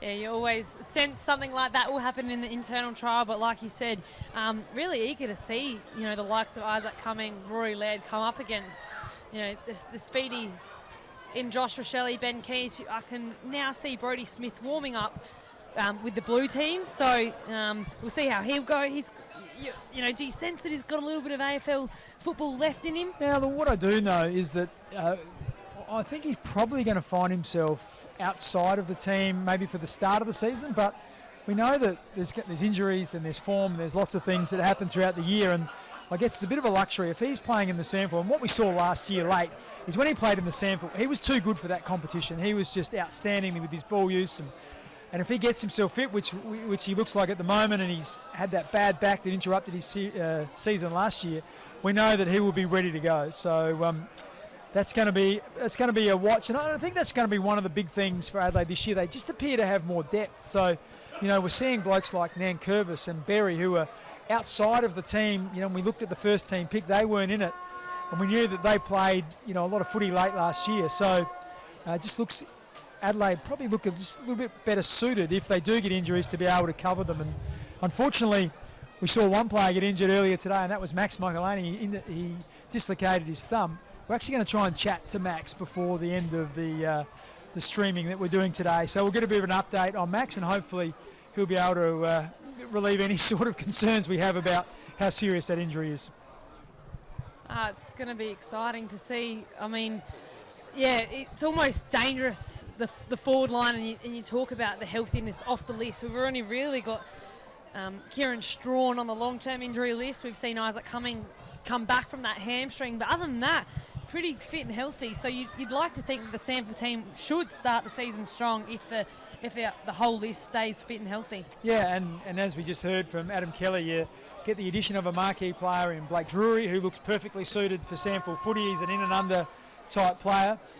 So yeah, it's going to be a watch. And you know, when Adelaide have had 14, 15, 16 players, AFL listed players to choose from, they're generally very strong in that SANFL competition. So as the players now move out to their positions, we'll start to see who's going to be lined up against who. But just it looks like Taylor Walker's the captain of the blue team, with Jordan Dawson swapping over to the yellow team. So he's just been with the blue huddle. And yeah, you've seen Sam Berry lining up against Jake Saligo and Jordan Dawson for the yellow mids, and Harry Schomburg, who showed a bit of promise in that first half, has slipped to the blue team. Yeah, I think there's been a bit of a confusion because all the yellows are up one end, all the yellow forwards, and all the blue forwards are going to the same end. So that's not going to work. So Riley Thilthorpe tells Tyler Welsh, you're up the other end, mate. And so, as we thought was going to happen, the first choice Blues forwards are going to be pitted against the first choice yellow defenders. So I'm just looking at Josh Worrell is up against Taylor Walker. And you've got Nick Murray up against Riley Thilthorpe. So these are going to be some juicy little matchups now. In actual fact, it's Keen on Walker. Worrell goes to Dan Curtin. Mitch Hinge is on Ben Keys. And now you've got Hugh Bond is now getting an opportunity to play across half back, and he's on Alex Neil-Bullen. Max Michaelani joins us. Max, first of all, I can just see, welcome. You've got your thumb strapped up. Tell us what happened, mate. Yeah, hey Vix, thanks for having me on. Yeah, unfortunately, about 5 minutes in, Toby Murray kicked me a bit of a grubber, which I tried to kind of smother, and it's hit the point of my finger and unfortunately dislocated my thumb. Dislocated your thumb. So, first of all, was it painful? Did it hurt? Well, I think I went into shock initially. Yeah. So I looked down. I wasn't very pretty, so that was the last I saw of it. Didn't really want to look back down. And then had a few painkillers, so it hasn't been painful at all, which is nice. Yeah, that's a good sign. It's a good start, I should say. But what does it mean? If the first thing generally you say to the doctor is, what does this mean? And is it something that's going to restrict you from playing for a number of weeks, or is it wait and see, having maybe some scans and see if there's any damage done? Yeah, it's definitely wait and see. I've got a scan tomorrow, but from what I've heard, it will come good pretty quick. And if this was a proper game like round one, I'd definitely be out there still playing. So that's a good sign, and yeah, hopefully he'll up all right. Okay, yeah. For the non-footy people out there, it seems quite ridiculous that you could dislocate your thumb and you'd say if this was a game, you just pop it back in and then just get straight back out there. But yeah, we know footy players are pretty tough beasts. So actually before that, you're actually going quite well. I noticed you're up the ground a few times. You had a couple of inside 50 entries, so you would have been happy with the way you started as well. Yeah, thanks for that. That's very kind. Yeah, obviously going into this wind, I thought, I'd try and use the drive off halfback as much as I could. So it was good to get a nice start, and hopefully when I'm back playing, hopefully next week, I can carry that over to them. Okay, and so the blue team been pretty dominant. Just watching there, it looks like Ben Keys has just kicked the goal. Just give us a bit of an insight in terms of, you were out at training every day and every night. Who were some of the players that you've seen take some giant steps forward this year in the pre-season? Yeah, there's been a few. Obviously, we've got a very dangerous forward line, and you would have heard a lot about Riley Thilthorpe, who's obviously looking dangerous again today. But I'm really liking how Neil Bullen's slid into the team. He brings a lot both on and off the field. So really enjoying how he's going. And then even from the yellow team, I'm really enjoying how Oscar Ryan's progressing. Okay. I think he's one to watch this year, along with Big Toby Murray. So Oscar Ryan, he played across halfback last year. Will he push up to the wing? Where's he likely to play? I think halfback. Yep. He provides a lot of run, intercept, and it's actually very, very hard player to stand on. So, hopefully he gets his chance this year, and he'll make the most of it. Okay, you're happy to join me for 5 or so minutes, and we'll just watch a bit of footy, and I might ask you some questions as we go through it. So, Riley O'Brien's had his hands full with Lockie McAndrew. Tell us about McAndrew. Has he impressed you? Yeah, he's very impressive. Obviously a big stature, he's a big boy. Obviously has the reach here as he gets the tap out there. So, it's bringing a lot of excitement. Keen to see how he goes this year. Yeah, Sid Draper there just backed out of the stoppage and just got his wheels moving again. Has he impressed you with his pre-season? Yeah, as you saw, he's very, very, mobile, very nippy. It's hard to get your hands on him. So when he gets the ball, his explosiveness is something that will hurt teams, and I'm sure we'll see that a lot this year as well. Yeah, Harry Schomburg's in the blue team. We know he had a wretched run with that Achilles injury. I know that I've been impressed with Harry because when he first came out to Adelaide, he wasn't probably the fittest guy, but he's got himself in really good shape. His pre-season, has he bounced back from the Achilles? Yeah, has he ever? One of the strengths of Harry Schomburg is that he's a really, really driven player and works very, very hard. And the way he's attacked his, rehab has been second to none. So it's credit to him, and he's playing really well at the moment, which is great to see. Yeah, and I think probably the knock on Harry's been perhaps his ball use when he burst out of stoppage. But that time there, he laced out Taylor Walker. Walker went forward.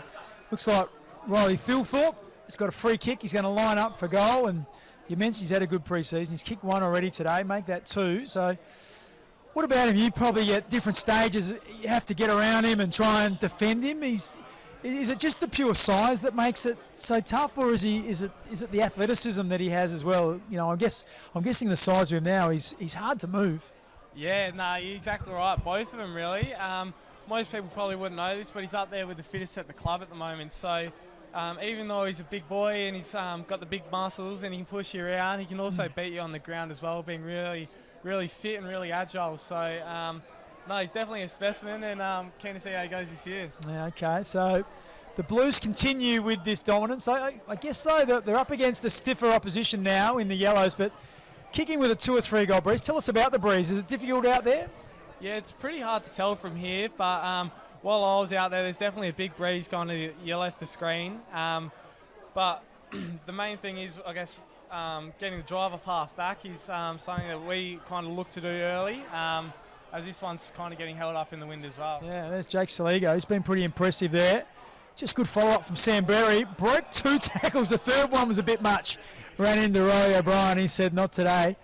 Well, wouldn't mind if Riley O'Brien might have handballed that one, but instead he's found his ex-skipper in Taylor Walker. Walker handballs the ball off, and unfortunately that's a turnover. Okay, thanks Max for joining us. We'll let you go and we'll get Ebony back in here. Thanks Vic, thanks for having me on. Okay, there you go. Max Michaelani, young gun, just telling us that he's got a little bit of a sore thumb there with a dislocation, so doesn't seem to think that it's going to be too costly for him.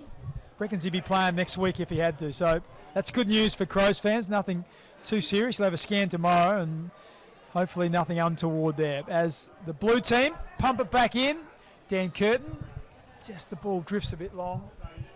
Josh Worrell takes a nice mark as well. This will be a nice test for Curtin now. We'll go on to a bit stronger opponent in Worrell. Thilthorpe wins that ball there, goes forward, and there it is. We've said this all day. Commentator's curse. Yeah, well, he's read the ball really well off the boot, and that was a hack kick forward. And that's the beauty of having a big frame. If you're parked in front, and he just protected the drop of the ball really well there, turned his body, used that to protect where the ball was headed, took a chest mark, He's going to line up for goal. I think it's his third of the day if he slots this through. Yes. So 3 in the internal last week, and on his way for, if he kicks truly here. Well, you put the mockers on him, and he's pushed it to the left. How haven't I learnt? Well, it's twice actually. Like we saw Sid Draper just try and nurse it through, and it looked like he tried to nurse that one through. Just had to kick through it. I'm not sure if you asked Max Bix, but I asked him about the wind, and he said it's absolutely blowing a gale. So, for viewers back at home, it's blowing to the southern end. So, I think we've seen a couple of boys just stab at that to curse through the wind. Yeah. So, it's a long kick there. Big pack. A couple of the yellows up. Couldn't quite bring it down. Looks like Oscar Ryan there, wrapped up. So a bit more even now around the footy. And that Riley O'Brien wins that one down, finds Matt Crouch, gives on the up to Alex Neal-Bullen on the left. Bit of a wrestle there. Looks like Ben Keys. Gets it out to Curtin. Curtin's a left footer, so he's on the right side for a left footer. That looked out of bounds from here. Cuts it back into the middle. Neal-Bullen nearly couldn't wrap it up. The umpire said that's holding the ball. And now Taylor Walker is going to be the recipient of the free kick. So just must have got a tackle on there. Incorrect disposal. And Walker will line up for his second. Again, you can just see them trying to centre that ball, bring it inside the corridor instead of taking, such a shot from the angle. Let's see if the skipper can show the youngsters how to do it. Like I said, the howling breeze going to the left of screen. He runs to the right-hand post and literally kicks it over the umpire's hat. Hardly moved. So the Crows blue team now, 3-2-20 to the yellow team, yet to score in this second half. So effectively start the new game, and it's the Crows' best forwards playing against the Crows' best defenders. So it's much stiffer opposition for the blue team, but they're still doing really well. The midfields are pretty evenly matched, so they've looked to match the midfields off. So for one team, we've got Riley O'Brien, James Peatling, who also got Sid Draper and Matt Crouch. And for the yellow team, we've got Lockie McAndrew, Jordan Dawson, Blake Drury, and Sam Berry. So maybe the blue team just a little bit stronger and maybe a bit more experienced, but still reasonably even. Let's see if the yellow team can push forward. They are kicking against a 3-goal breeze. Perfect bounce. O'Brien, beautiful tap, gets back to an uncontested Matt Crouch. He puts it deep inside forward 50. Looks like Peatling is that he got on his bike. He was there in the centre square and then was at the fall of the ball at the 30-metre mark. So great running power. But unfortunately, the umpire said you took the ball, didn't try and get rid of it, and that's holding the ball. So the yellow team try and work their way through. Find Drury with a nice 30-metre pass. Drury, what can he do? Goes long. This will be a big pack. Big man fly. O'Brien gets it to the front as the ball was dropping into this breeze. Sam Berry contesting it. And that looks like it's gone out of bounds. So Eleni Gluftis doing the umpiring work. In actual fact, it's a ball up. So she comes back in, throws the ball up in the air. Riley O'Brien again. So been a bit stiffer in this second quarter. O'Brien hasn't been pushed around by McAndrew as much as he was in the first half. Ball goes out of bounds. We'll get a look at it this time. Generally, Riley O'Brien does well at the boundary throw, and he comes a long way back. And then he races his man in and takes that front position and generally gets the tap out. So let's see what happens this time. Front position, loses at that time. McAndrew reaches over the top. It comes back to O'Brien, missed the kick. Adelaide get it through Peatling, a series of handballs. O'Brien dispossessed. Ball drops forward. Bit of a rugby scrum at the moment. Hard to call this one. That was Dawson, tried to handball it through. And then Curvis. It's a little bit of Oscar Ryan in there with a quick feet. Ryan gets it back. And that was Peatling. Couldn't find his leading forward. And it ends up in the hands of Mitch Hinge. Mitch Hinge goes long. What can the yellow forwards do? Can they find the mark? No, they can't. It's out of bounds.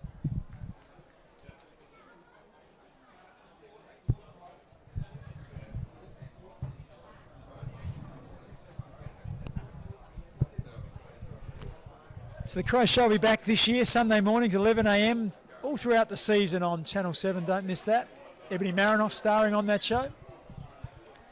As the Crows Yellows go along, but James Ball-Ace gets back, takes a nice mark, then spreads the ball, finds Chase Jones. Goes long, looking for Taylor Walker. Nick Murray leads him to the ball, but the ball just bounces and goes out of bounds. Crows Live was another new feature last year, so it's after home games. It'll be back again this season. We'll get interviews. We'll go down into the Adelaide change rooms after games, so don't miss that. As the ball comes back in, Chase Jones gets his hands on it, goes forward. Darcy Fogarty gets involved with a big tackle. What do we expect from Darcy Fogarty this year? Kicked over 40 goals. That was his best return last year.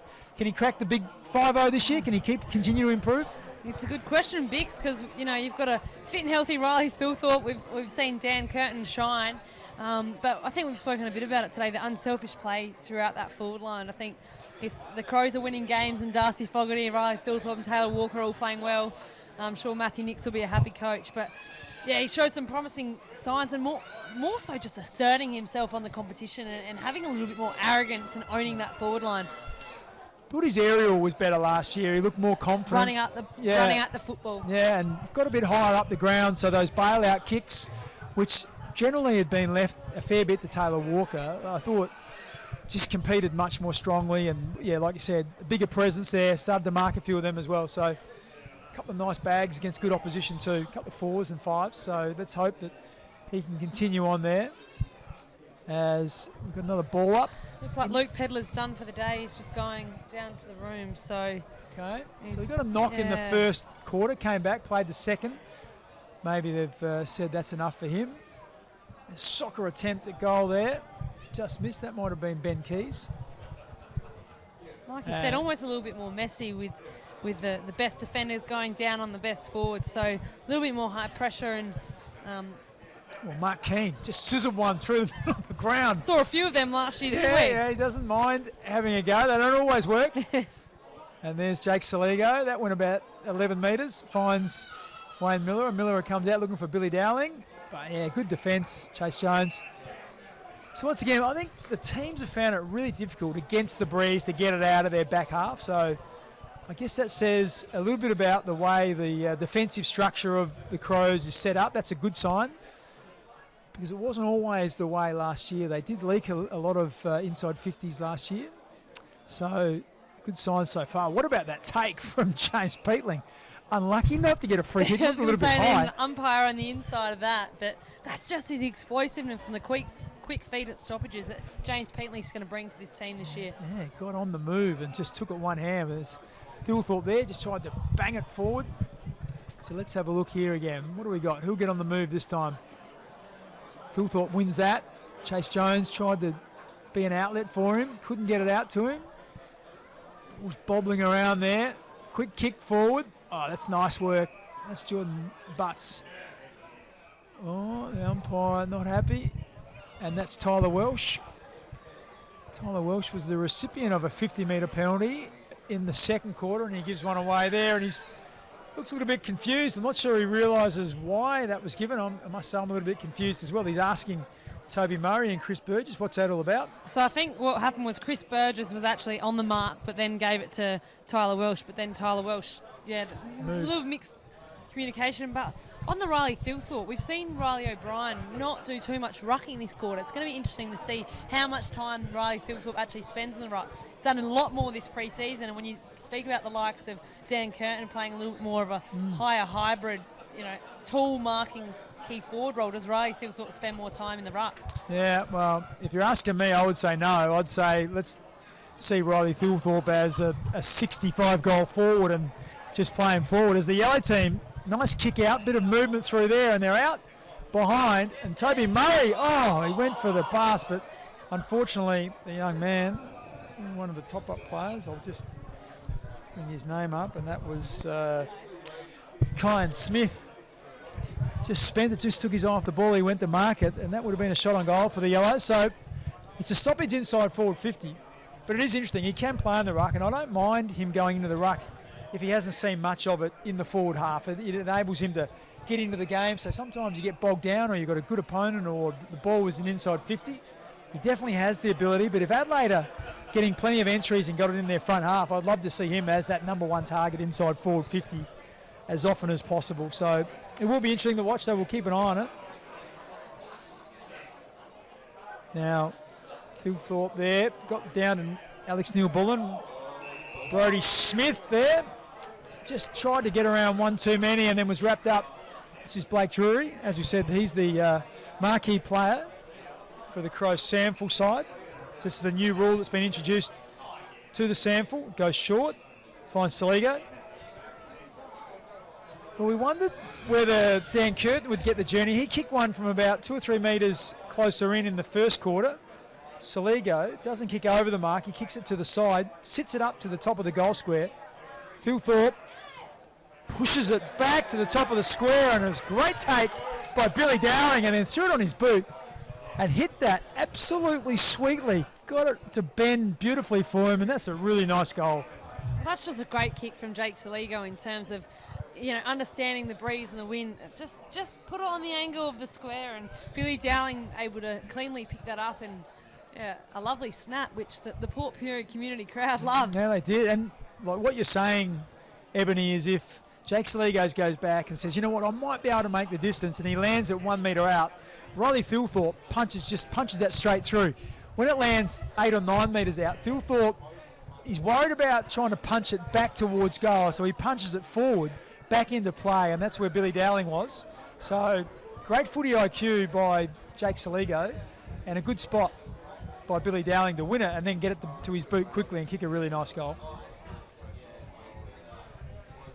So we're back in the middle, and much more even quarter of footy.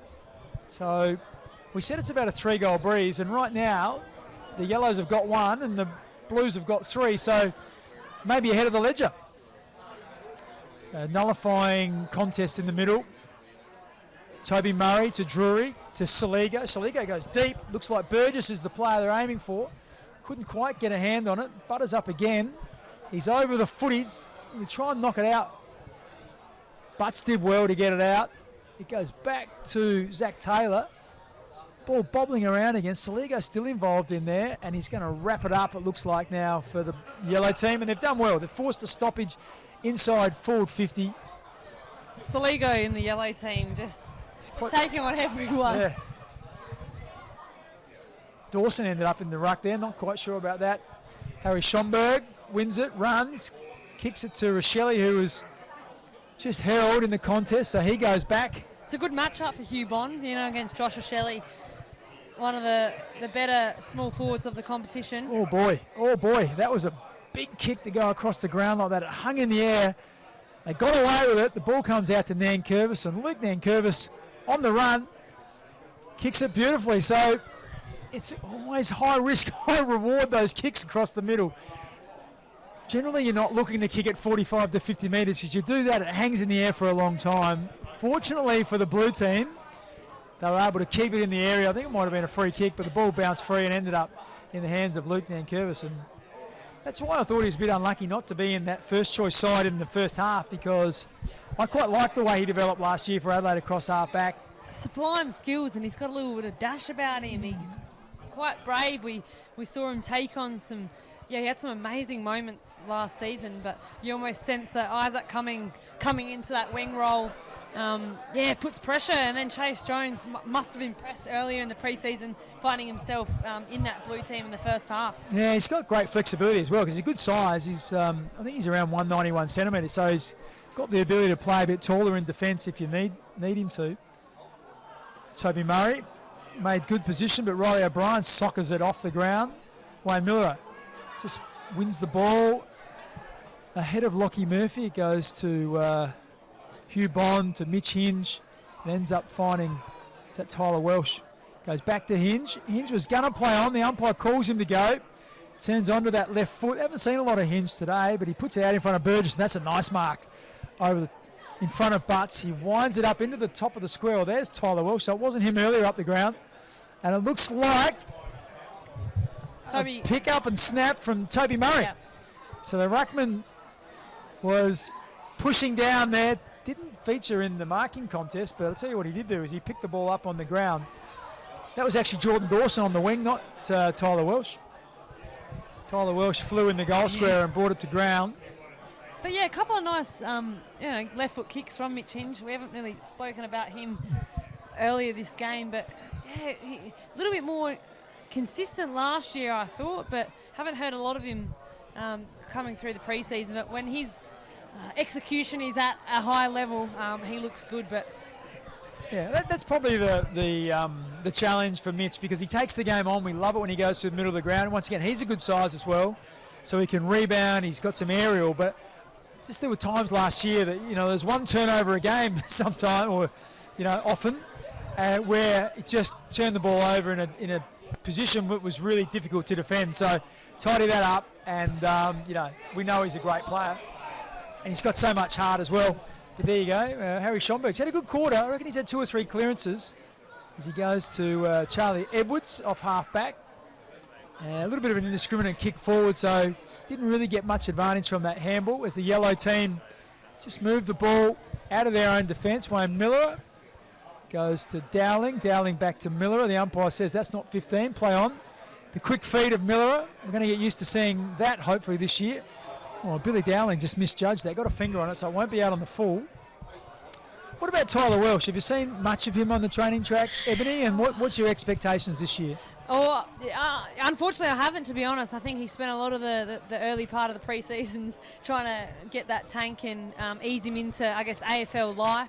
Spent a lot of time on the bike, but I'm sure we all know he's got talent, but it's his ability to stay in games and work up and down the ground. As we can see, we've got James Borley standing him, so he's probably got 15, 20 games of AFL experience, but a 2-year contract, so hopefully he dives into AFL life and the lifestyle to just kind of get his fitness up, because I think that's probably something that's lacking at the moment. We've seen a few times today he's just trying to use his body instead of leading up at the football. Yeah, that's right, and played the under-18s. His big frame probably enables him to be able to move some of those bodies, but a lot harder at this level. But what we saw, particularly in that showdown in the Sample when he kicked 5 goals, to do that as an 18-year-old at Sample level just shows the immense talent that he has. It's just, like you said, getting the tank and the durability to be able to execute that every week.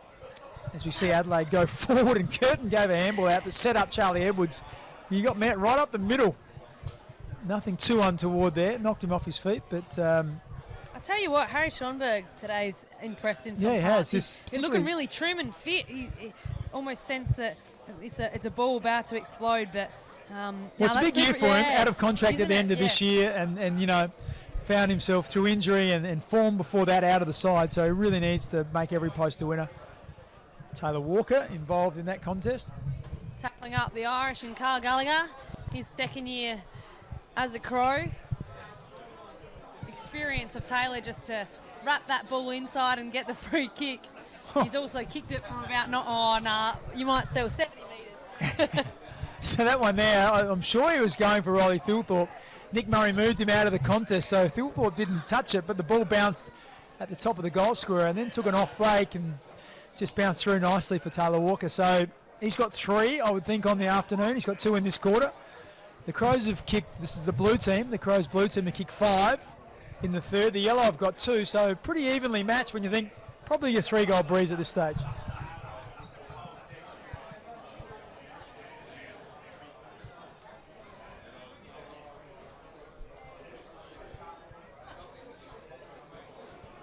Okay, so as you said, a bit more of an even quarter this quarter. Just looking at some of the matchups, it's the first choice Crows forwards playing on the first choice defenders. So Darcy Fogarty against Josh Worrell. You've got Mark Keane on Taylor Walker, Miller on Rochelle.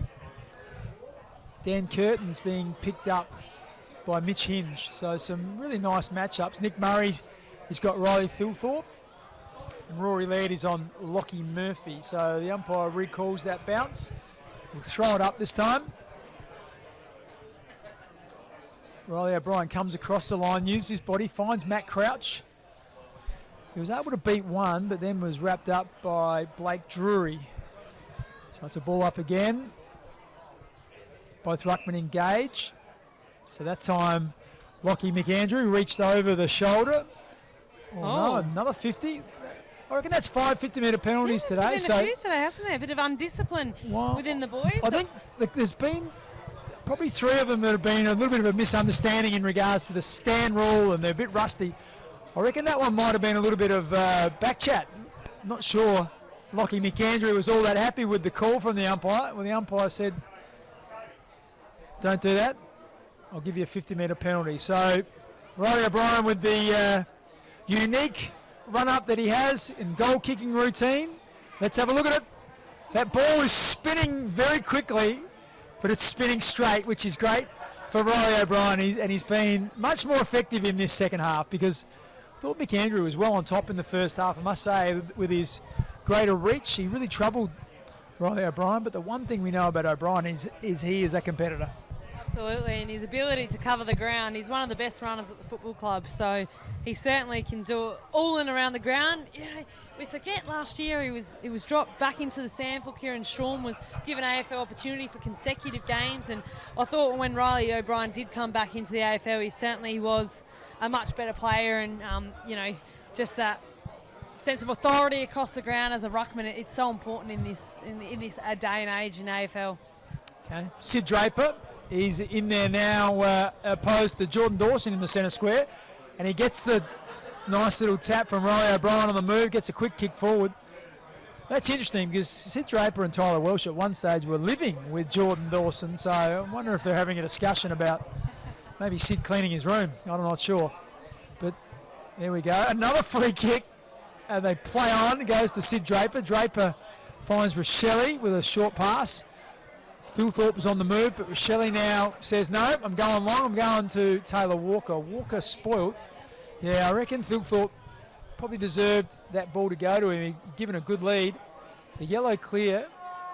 Welsh wins it, and the siren blows at three-quarter time. And I guess now the fact that they have just over 4-goal advantage with that, it's probably a 3 or 4 goal breeze, so a bit more evenly poised, and we won't really know until we see what happens in this next quarter. Can the yellow team, who were much more competitive, it must be said, in that third quarter, can they put some scoreboard pressure on in this last quarter when we get to it? So I think what we'll do is we'll take a short break, and there'll be we'll have a chat about who the better players were that quarter, and we'll talk about what the last quarter is going to look like next.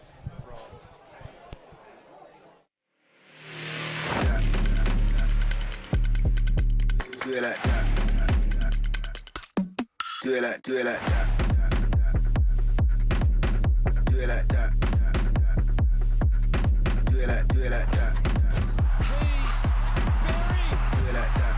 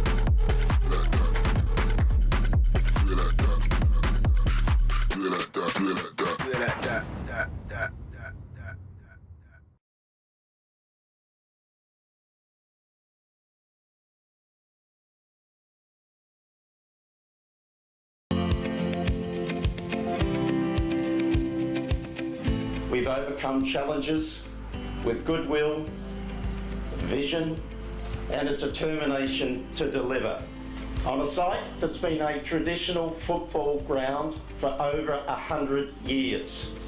What we see here as a government is an opportunity not just to invest in an important institution in our state, in the Adelaide Footy Club, but to actually make an investment in the things that brings community and society together. This is intergenerational. It is the most significant and ambitious project in the club's history. So I'd like to tip my hat to all those people that have withstood the controversy, gone through the difficulty, made the tough decisions to finally arrive at this point. To that end, John, I do sincerely wish you every success. I hope that the legacy of this facility sets the footy club up for a long time to come, so that a future generation of South Australians look back and say, this is pretty good, what was all the fuss about, let's just get on with it. And Premier, your government's financial support has been critical to our ability to proceed to press go on this site. Without it, we wouldn't be here today. Not bad for a passionate Port Adelaide supporter, I might add. And local residents in this part of Adelaide, when they're able to walk around on this field and enjoy it and kick and catch a footy with their son or daughter and say, you know what, yesterday the Crows girls were playing here, the night before the Crows boys were training here, and today we're using the exact same facilities. How good is that? Now the real work begins. And it's much like a premiership. The prize awaits, and it'll be worth the journey and certainly celebrating.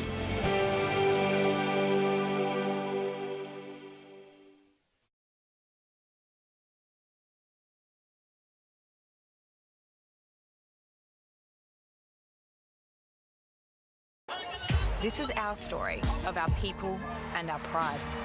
A whole state of us, bound by the game and the colours we wear. We worship the dreamers, the courageous, the magicians, the audacious. Through city laneways, we cross the bridge as one. We are made from South Australia, and this is our place.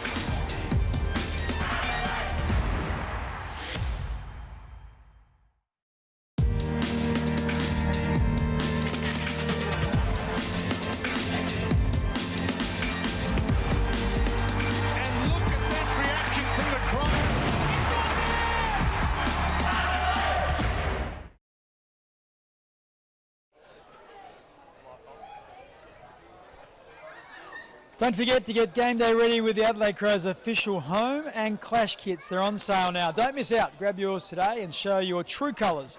Available in-store and online at shopafc.com.au as we welcome you back to the live stream of the Adelaide Crows internal trial here from Port Pirie Memorial Oval. I'm joined by Ebony Marinoff, and we've seen a much more even, I should say, third quarter with the sides rearranged, and you've got the Crows first choice forwards playing against the Crows first choice defenders.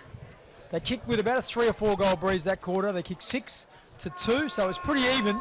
It's interesting now they're going to be going against the breeze. Will the yellow team, which is the with the Crows first choice defenders, will they be able to match that as the ball goes up?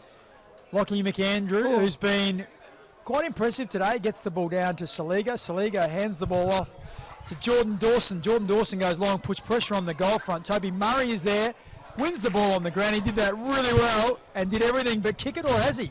The umpire made a lot of ground, but he goes back to the middle of the goals and kicks it. So he said there was a 3 or 4 goal breeze, and within 31 seconds they've been able to kick a goal in this third quarter. And that's just impressive. Oh, you talk about the likes of Jordan Dawson, and he's come, a dual BNF at the Adelaide Crows as captain, but it's the youngster and Jake Saligo who's just going to excel. If he didn't already have a breakout year last year, he's certainly going to have one this year. Massive fan, just be able to shrug off an experienced player in Matt Crouch out of the centre, and just goes to show when it's 6v6 and you get a really good centre clearance, much easier to score. Yeah, every time Adelaide have come out of that centre square as well, they've gone long and direct. They've tried to get it within that 30-metre zone, haven't they? So put pressure on the opposition. And you're right. I think Saliga did have a breakout year last year, and he's going to go on to bigger and better things this year, hopefully, for Adelaide. And got the potential to be an A-grader. There's no doubt about that through the midfield. And if you think Sid Draper certainly has that potential, Isaac Rankin has the potential to be an A-grade mid if he's not there already, and we know Jordan Dawson's done some really good things. So excellent work there by Schomburg. Rochelle gives away a free kick.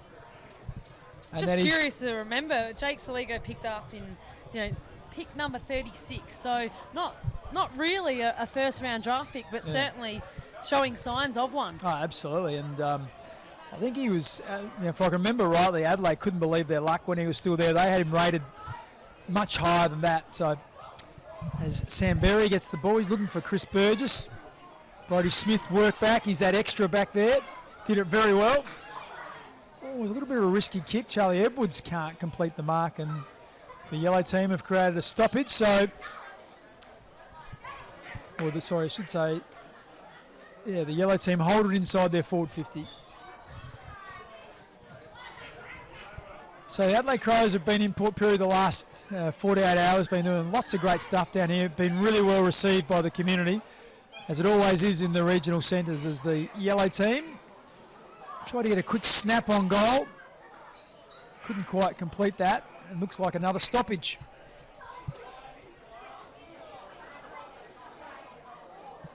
So it's been hard work for most of the day for the Yellows, but they're just building a bit of pressure here. We'll see if some of the small forwards can get on the move. Sam Berry's down there. Carl Gallagher tries to get his hands on it. Couldn't quite pick it up cleanly. I wondered whether that was over the shoulder. That's what my first instinct was, and Eleni Gluftis agreed, and it looks like a free kick going to Ned.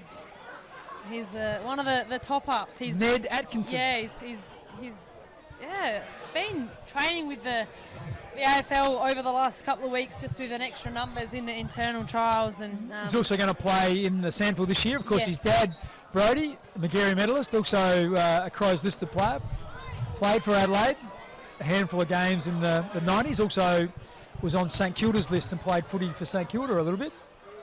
Sacred Heart boy, and he kicks a goal today. So we said this might be a bit closer with that breeze blowing fairly strongly to the left of screen. And pretty quickly, the yellow team have put 2 goals on the board. So just approaching 4 minutes. Quarter's been going for roughly 26, 27 minutes. So this could be a close contest. So what we're seeing is the Yellows get a couple of balls out of the centre square. And so Berry, Saligo and Dawson roving to Lockie McAndrew. And on the other side, it's Riley O'Brien trying to work it down to Josh Rochelle. We've got Matt Crouch and also Harry Schomburg. So Rochelle getting a run through the middle.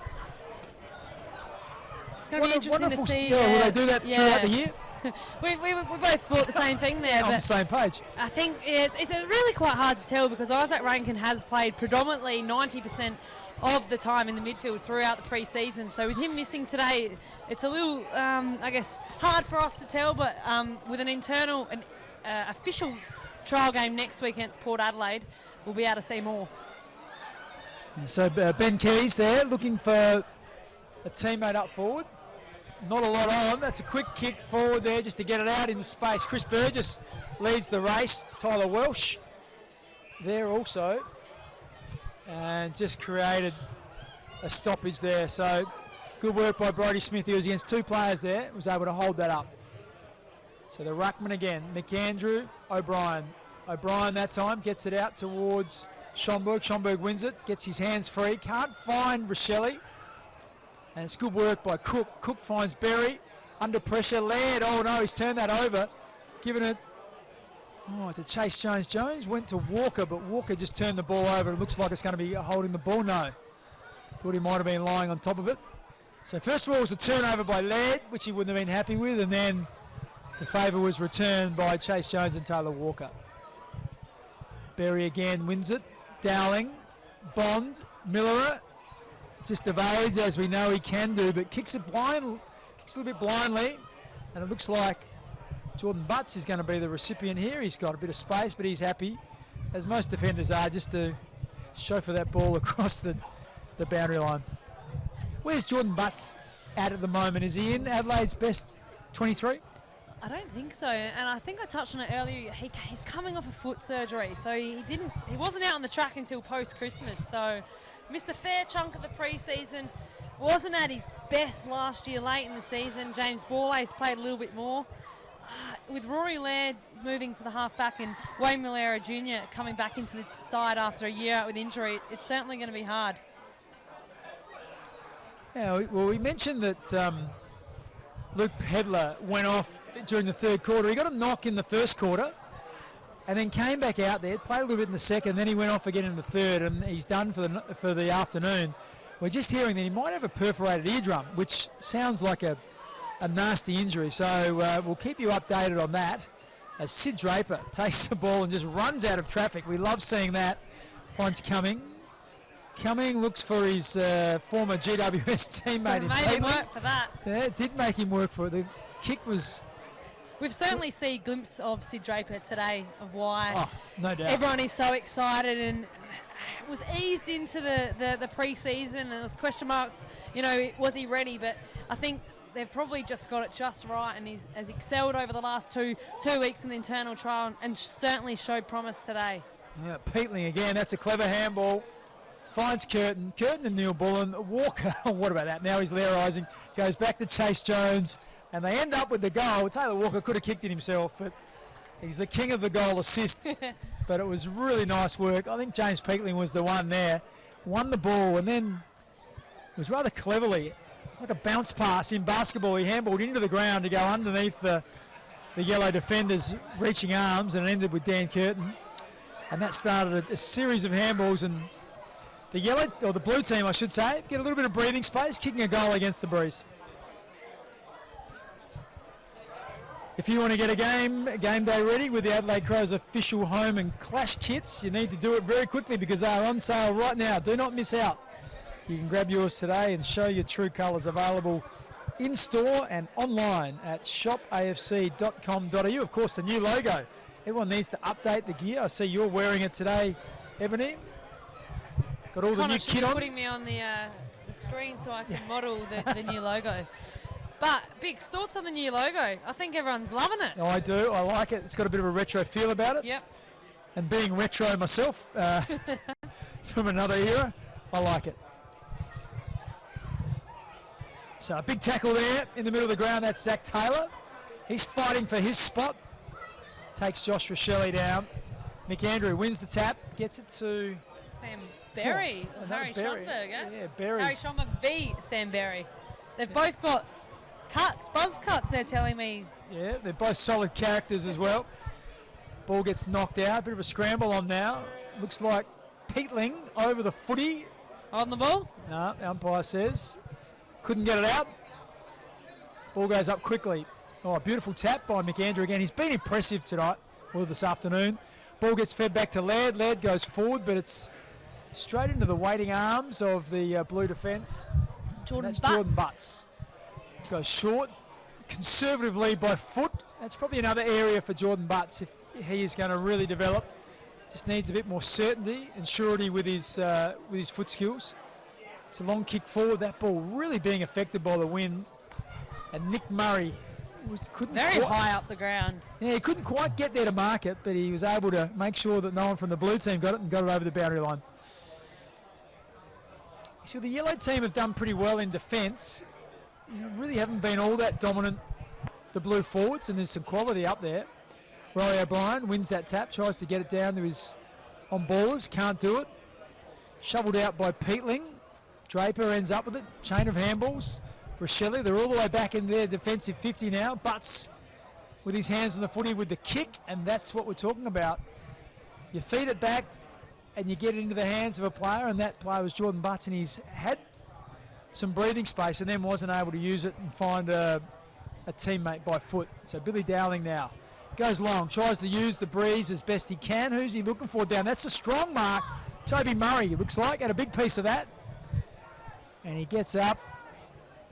And I think that He's had a little whisper told me that maybe we might see Toby Murray play some AFL footy this year. So some big raps on his pre-season and his due diligence to kind of, if you're looking over at him, he's put on some size, he's gotten a lot fitter, he's made impact. So I think we saw Nick Murray come through the ranks, come off the farm mid-season, yep. and now one of the more premium, key, solid defenders.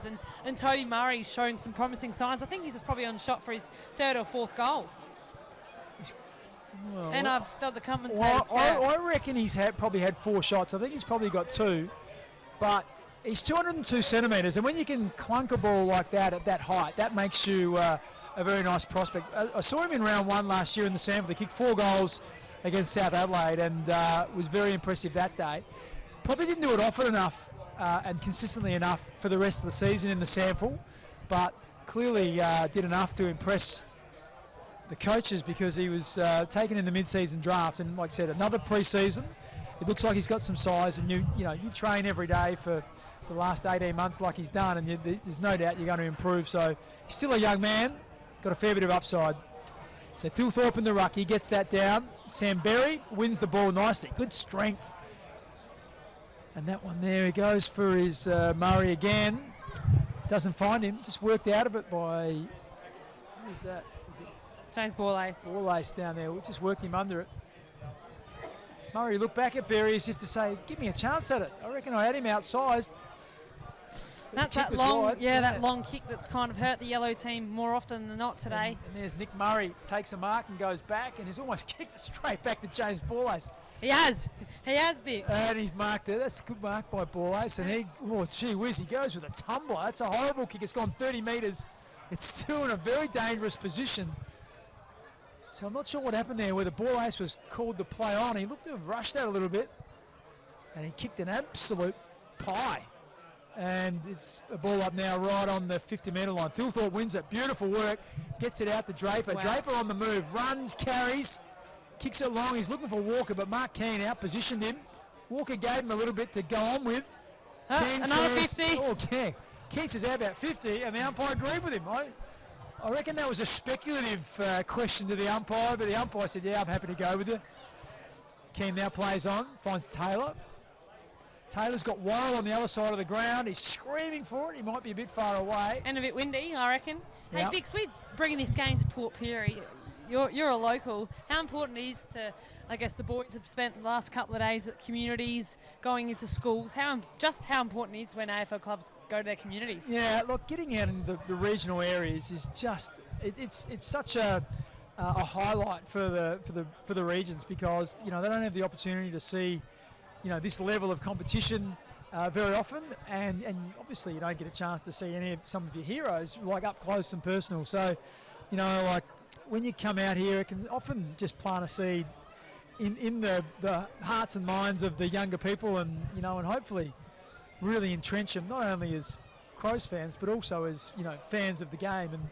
And the regions have struggled in recent times in trying to keep the youth within there and keep the footy teams alive. So any chance you get to inspire the youngsters to stay involved in our game, I think is well worthwhile. Got the cars parked around the oval, as you can see on the live stream. Yeah, a few horns tooting as they score some goals. Got the wheat silos in the background. It's quite a picturesque oval.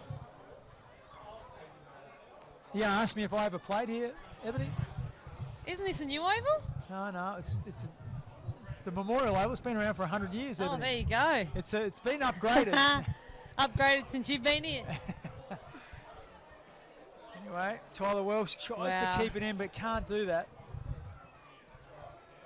But it's certainly been worthwhile for Adelaide. We've seen a number of players impress, and this is a nice hit out before it gets a little bit more serious next week. So Adelaide will go to Mount Barker and play the Power. We heard Adam Kelly say that'll be 6 quarters as Toby Murray takes it out of the ruck. Wasn't able to get it onto his boot as the Crows threw Matt Crouch clear. And the yellow team did well to force a stoppage there, and they'll maintain it in their forward 50. So, yeah, 6 quarters next week at Mount Barker. Mount Barker. I think it's called the Summit Oval, and it'll be the first 3 quarters will be the A graders, and then it will be a bit more of the depth players in the second 3 quarters. The boundary throw was a bit short, nearly landed on Matt Crouch's head, as there was a big tackle there from Draper, and he might have earned himself a free kick, and he has. So Jake Saliga not all that happy with that, but the 2 young guns going head to head. So there's that long kick forward, and once again, Andrew, you showed some signs. Well, I'll tell you what. Did we get a lowdown from Adam Kelly? So basically, the supplementary list closes as the yellow team get an opportunity, but it just hits the post. That was Braden Cook, I think it was. The supplementary list or the lodging closes next week, so unless there's a long-term injury or someone drops off the list, that the Crows don't have a list spot. He is eligible to play with the Crows sample team, as Dan Curtin just drops one he would have liked to have taken. But if Strawn comes back in, you really think there's probably only one spot for that beam pole style ruckman in the sample. So I just wonder, I had heard some whispers that he may be more long-term than loaned out yeah.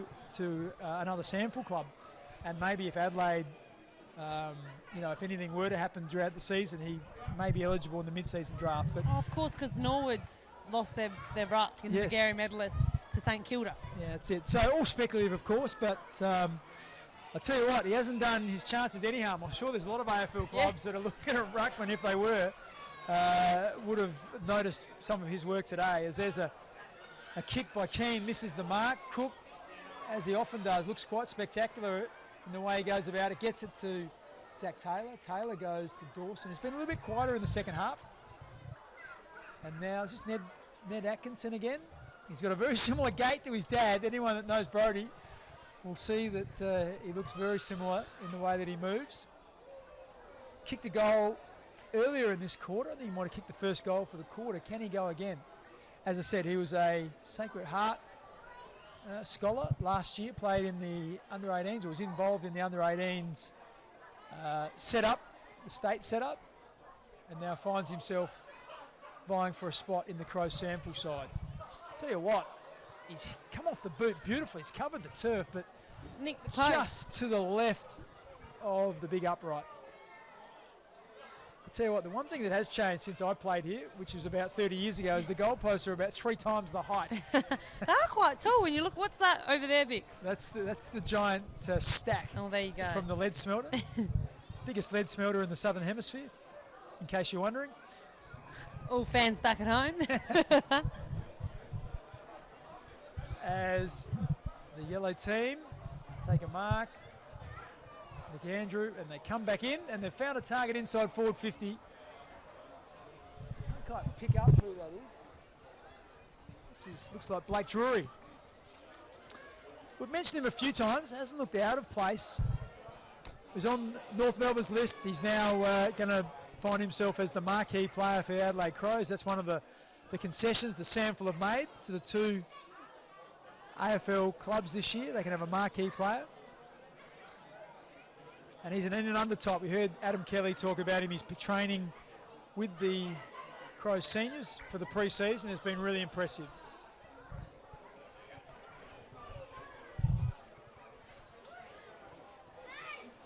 Oscar Ryan on kick-out duties. Yeah, and he's got a beautiful leg. Wonder if we'll see him get some opportunities this year. I think he might have been last year the only player on Adelaide's list that didn't play a game, something like that. It's not my stat. I heard someone else mention that. I hope they're right, because I've repeated it. But Adelaide certainly got some speed about him. He's got a beautiful leg. He weights the ball really well when he kicks, which is an art. And there's Isaac Cumming, he's weighted that ball beautifully. Just kick that to advantage. Darcy Fogarty wins the ball, gets it to Matt Crouch. Is he going to move it on quickly? He goes short, misses the target. He was looking for Ben Keys, kicked it over his head. And now the yellow team go back the other way. Oh, Oscar Ryan's going to earn himself, or is it Isaac Cumming? I tell you what, that ball was over the back. The yellow team were away. He was on the ground coming. Oh, I tell you what, now he's run through the mark. 850th for the day? Or? Yeah, I reckon there's about might be 6 or 7 or 8. And that was Braden Cook, who was unaware of his surroundings, just jogged through the mark. Now, this is against the breeze. Cummings going to put this pretty close. You probably get it to the top of the square. Phil Thorpe and Riley O'Brien are both deep in the goal square. We'll see what this looks like. Just sits it up. Phil Thorpe gets a jump at it, doesn't get hands on it. The ball comes to ground. Oh, nice take by Murray. Handball was a miss, though. Didn't quite find the plan he was after. Saligo gets the ball back, wrapped up. Thought that was high. That's a lovely snap. But it didn't quite get the journey. Who was that? Was that Schomburg or Peatling that snapped that? One of the 2 players. I didn't see. But I was interested in Jake Saligo. I thought he copped one high, but the umpire wasn't paying that. as Dawson goes long. Murray gets hands to it, then wraps up Curtin. Curtin gets his arms free. Oh, I tell you what, that's close to holding the ball as well. Alex Neil-Bullen was wrapped up by Rory Ladd. Tyler Welsh couldn't keep it in. And so we're going to get a throw in on the half-forward line for the blue team for the Crows. Riley O'Brien up against Toby Murray. O'Brien in front, grabs the ball out of the ruck, tackled by Zach Taylor. Ball comes free. Draper with quick hands gets out to Matt Crouch. Matt Crouch swings onto his left foot, puts it into a dangerous area. The ball gets out the back. Oh, Darcy Fogarty maybe manhandled, yes, as the blue team and Ben Keys were about to run into an open goal, but Braden Cook was taken down without the footy. Eleni Gluftus, umpiring here, said that is correct. Paid the free kick, and Adelaide's yellow team have methodically moved it through Laird and now Keane to the half-back flank. Atkinson, he's worked his way into this game in this last quarter. Neat kick. Finds another one of the top-up players. This time it's Kyan Smith. And another 50-metre penalty. I'm not sure whether it's the players or the umpires that are a little bit rusty with this rule. And no crowd, really. Too much, you know, we don't have 50,000 at a level complaining he can't hear the umpire. Yeah, that's it. As the yellow team get a snap on goal. And they like it. I'm not sure who it is. Who is that? That is Carl Gallagher. Got the Irishman there. I reckon he might have kicked that in his left foot. Isn't it quite remarkable? He's over here probably just over 12 months ago. Didn't know anything about footy. And now he's taking the ball, turning onto his non-preferred and snapping it through. So that's a lovely bit of work from Gallagher. We just saw glimpses of his power and his athleticism throughout the SANFL season last year. Hopefully we'll start to see that develop a bit more in the coming season, as he's now a bit more aware of his surroundings and the rules and the nuance of playing a totally new sport at professional level. It is miraculous how some of the Irish can just come in and impact. We've got 4 Irishes coming into our program this year, and hopefully they can all become like Neve Kelly. But like you said and touched on, it's a whole different ball game, and the rules and the umpiring is completely different. Significant changes to the way they play as well. So it definitely does take time to adjust. Well, hasn't Neve Kelly been a star though? Like her athleticism, the power she has, and it's just been such a bonus. And that's pretty much what they pick them on, is they see what they can do in terms of their running power and speed. And yeah, let's hope that the rest of it can come. Oh, a little nice bit of work there, sidestep, but just missed with the handball there. Crows still trying to work their way through it, gets it back. As the ball gets pumped forward deep. I was trying to work out who there was. It was Charlie Edwards. I couldn't quite pick up which player it was, but Edwards sidestepped 2 players, fluffed the handball, continued to stay in the play, kept going, got the handball back, then kicked it to a really dangerous area, and there's an infringement there against Taylor Walker. I reckon he's got 3 today. This will probably be 4. And the veteran. You talk about the return of Riley. I think he's in his 17th season, Taylor Walker. It's quite remarkable, isn't it? The return of Riley Philthorpe and Darcy Fogarty keeping 40-plus goals. Taylor Walker, All-Australian the previous year upon last. He's coming into like uncontra. What does it look like him? You almost sense he wants to get to that 300. Is he man? Yeah, look, it's going to be interesting because I think the plan will be with Taylor Walker. What I've observed over Taylor Walker, when he's fit and in good shape, he is just such a great player. But what happens, later on in his career, often after 9, 10, 11 games, he gets sore, plays a very tough position. I think that I'd be surprised if they didn't manage him, a little bit this year. So 6 or 7 games, and particularly when you've got, greater depth, then they'll be able to work that around the bye and the travel schedule and all of that. And I think if they're able to keep him fresh, the skill set that he has, I think he's still got plenty to offer, and by no means does this have to be his last season. As Rochelle almost takes it off his bootlaces, that looks like a free kick to Miller. And he's going to be like a new recruit as well. Yeah. Wayne Miller has played so little football in the past 3 or 4 years. had that patella tendon injury, which has just robbed Adelaide of the skills of him at cross half back. Look at that, that weighted kick finds Dowling, centimetre perfect. Dowling looking inside. The blue defensive setup is almost perfect. So they force him to kick long down the line. That's exactly what Adelaide want. Big spoil here, get some numbers around it. Matt Crouch wins the footy. And they'll get a ball up. So they turn the ball over just on the defensive side of their wing.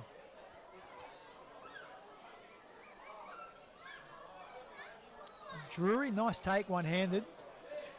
Just flips the ball out. Peatling now looks for Thilthorpe, keeps it in front. Jeez, he's got some extension, hasn't he, Thilthorpe? There's Matt Crouch trying to keep it in. Yeah, Matt Crouch just got that shoulder, got a stinger, I reckon, on that, as you can see him try and shake that off. 12 seconds to go in the game. It's one of those things, isn't it? He needed that like the proverbial. So the ball gets tossed back in. McAndrew wins it. As the siren blows, the scoreboard says it's a 1-point victory to the yellow team. I'm not sure whether the scoreboard was correct, but anyway, we had a much more even second half when the experienced Crows defenders went on to the experienced Crows forwards.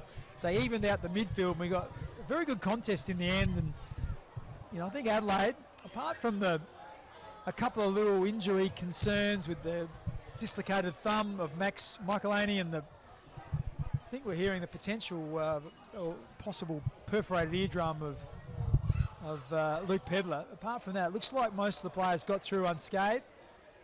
And yeah, we saw lots of nice glimpses of some of the younger players, some of the more experienced players across the afternoon. Yeah, absolutely. And you speak about that second half being a lot more even. I think the blue team prior to halftime score getting white was about 14 goals to 1. But yeah, a lot to like. I think the rise of Jake Saligo, probably Sid Draper's the key takeaway. He's probably going to play some AFL footy this year and excite fans. Yeah, with his footwork. He looks to be quite composed with ball in hand as well. Matt Crouch had an impact as an experienced player, as did Taylor Walker, and you know, you could rattle them off. Dan Curtin is certainly going to rise to that occasion with a top draft pick. I think Dan Curtin was really impressive as well. He played all the game in the forward half. Probably Harry Schomburg was another one I thought showed a fair bit as well. He's got a big year ahead of him. But look, I'm sure everyone that watched it would have taken some nice things out of today. And Adelaide, the most important thing, they got a really solid hit out, and now they'll go to next week against Port Adelaide with pretty much a full list, which is a great place to be in.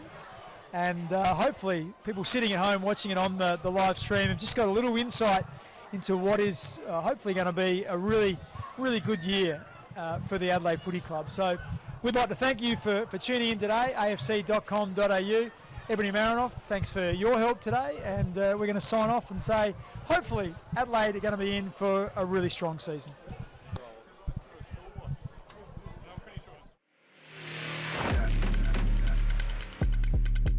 Do it like that. Do it like, do it like that. Do it like that. Do it like, do it like that. Please, Barry. Do it like that. Do it like that.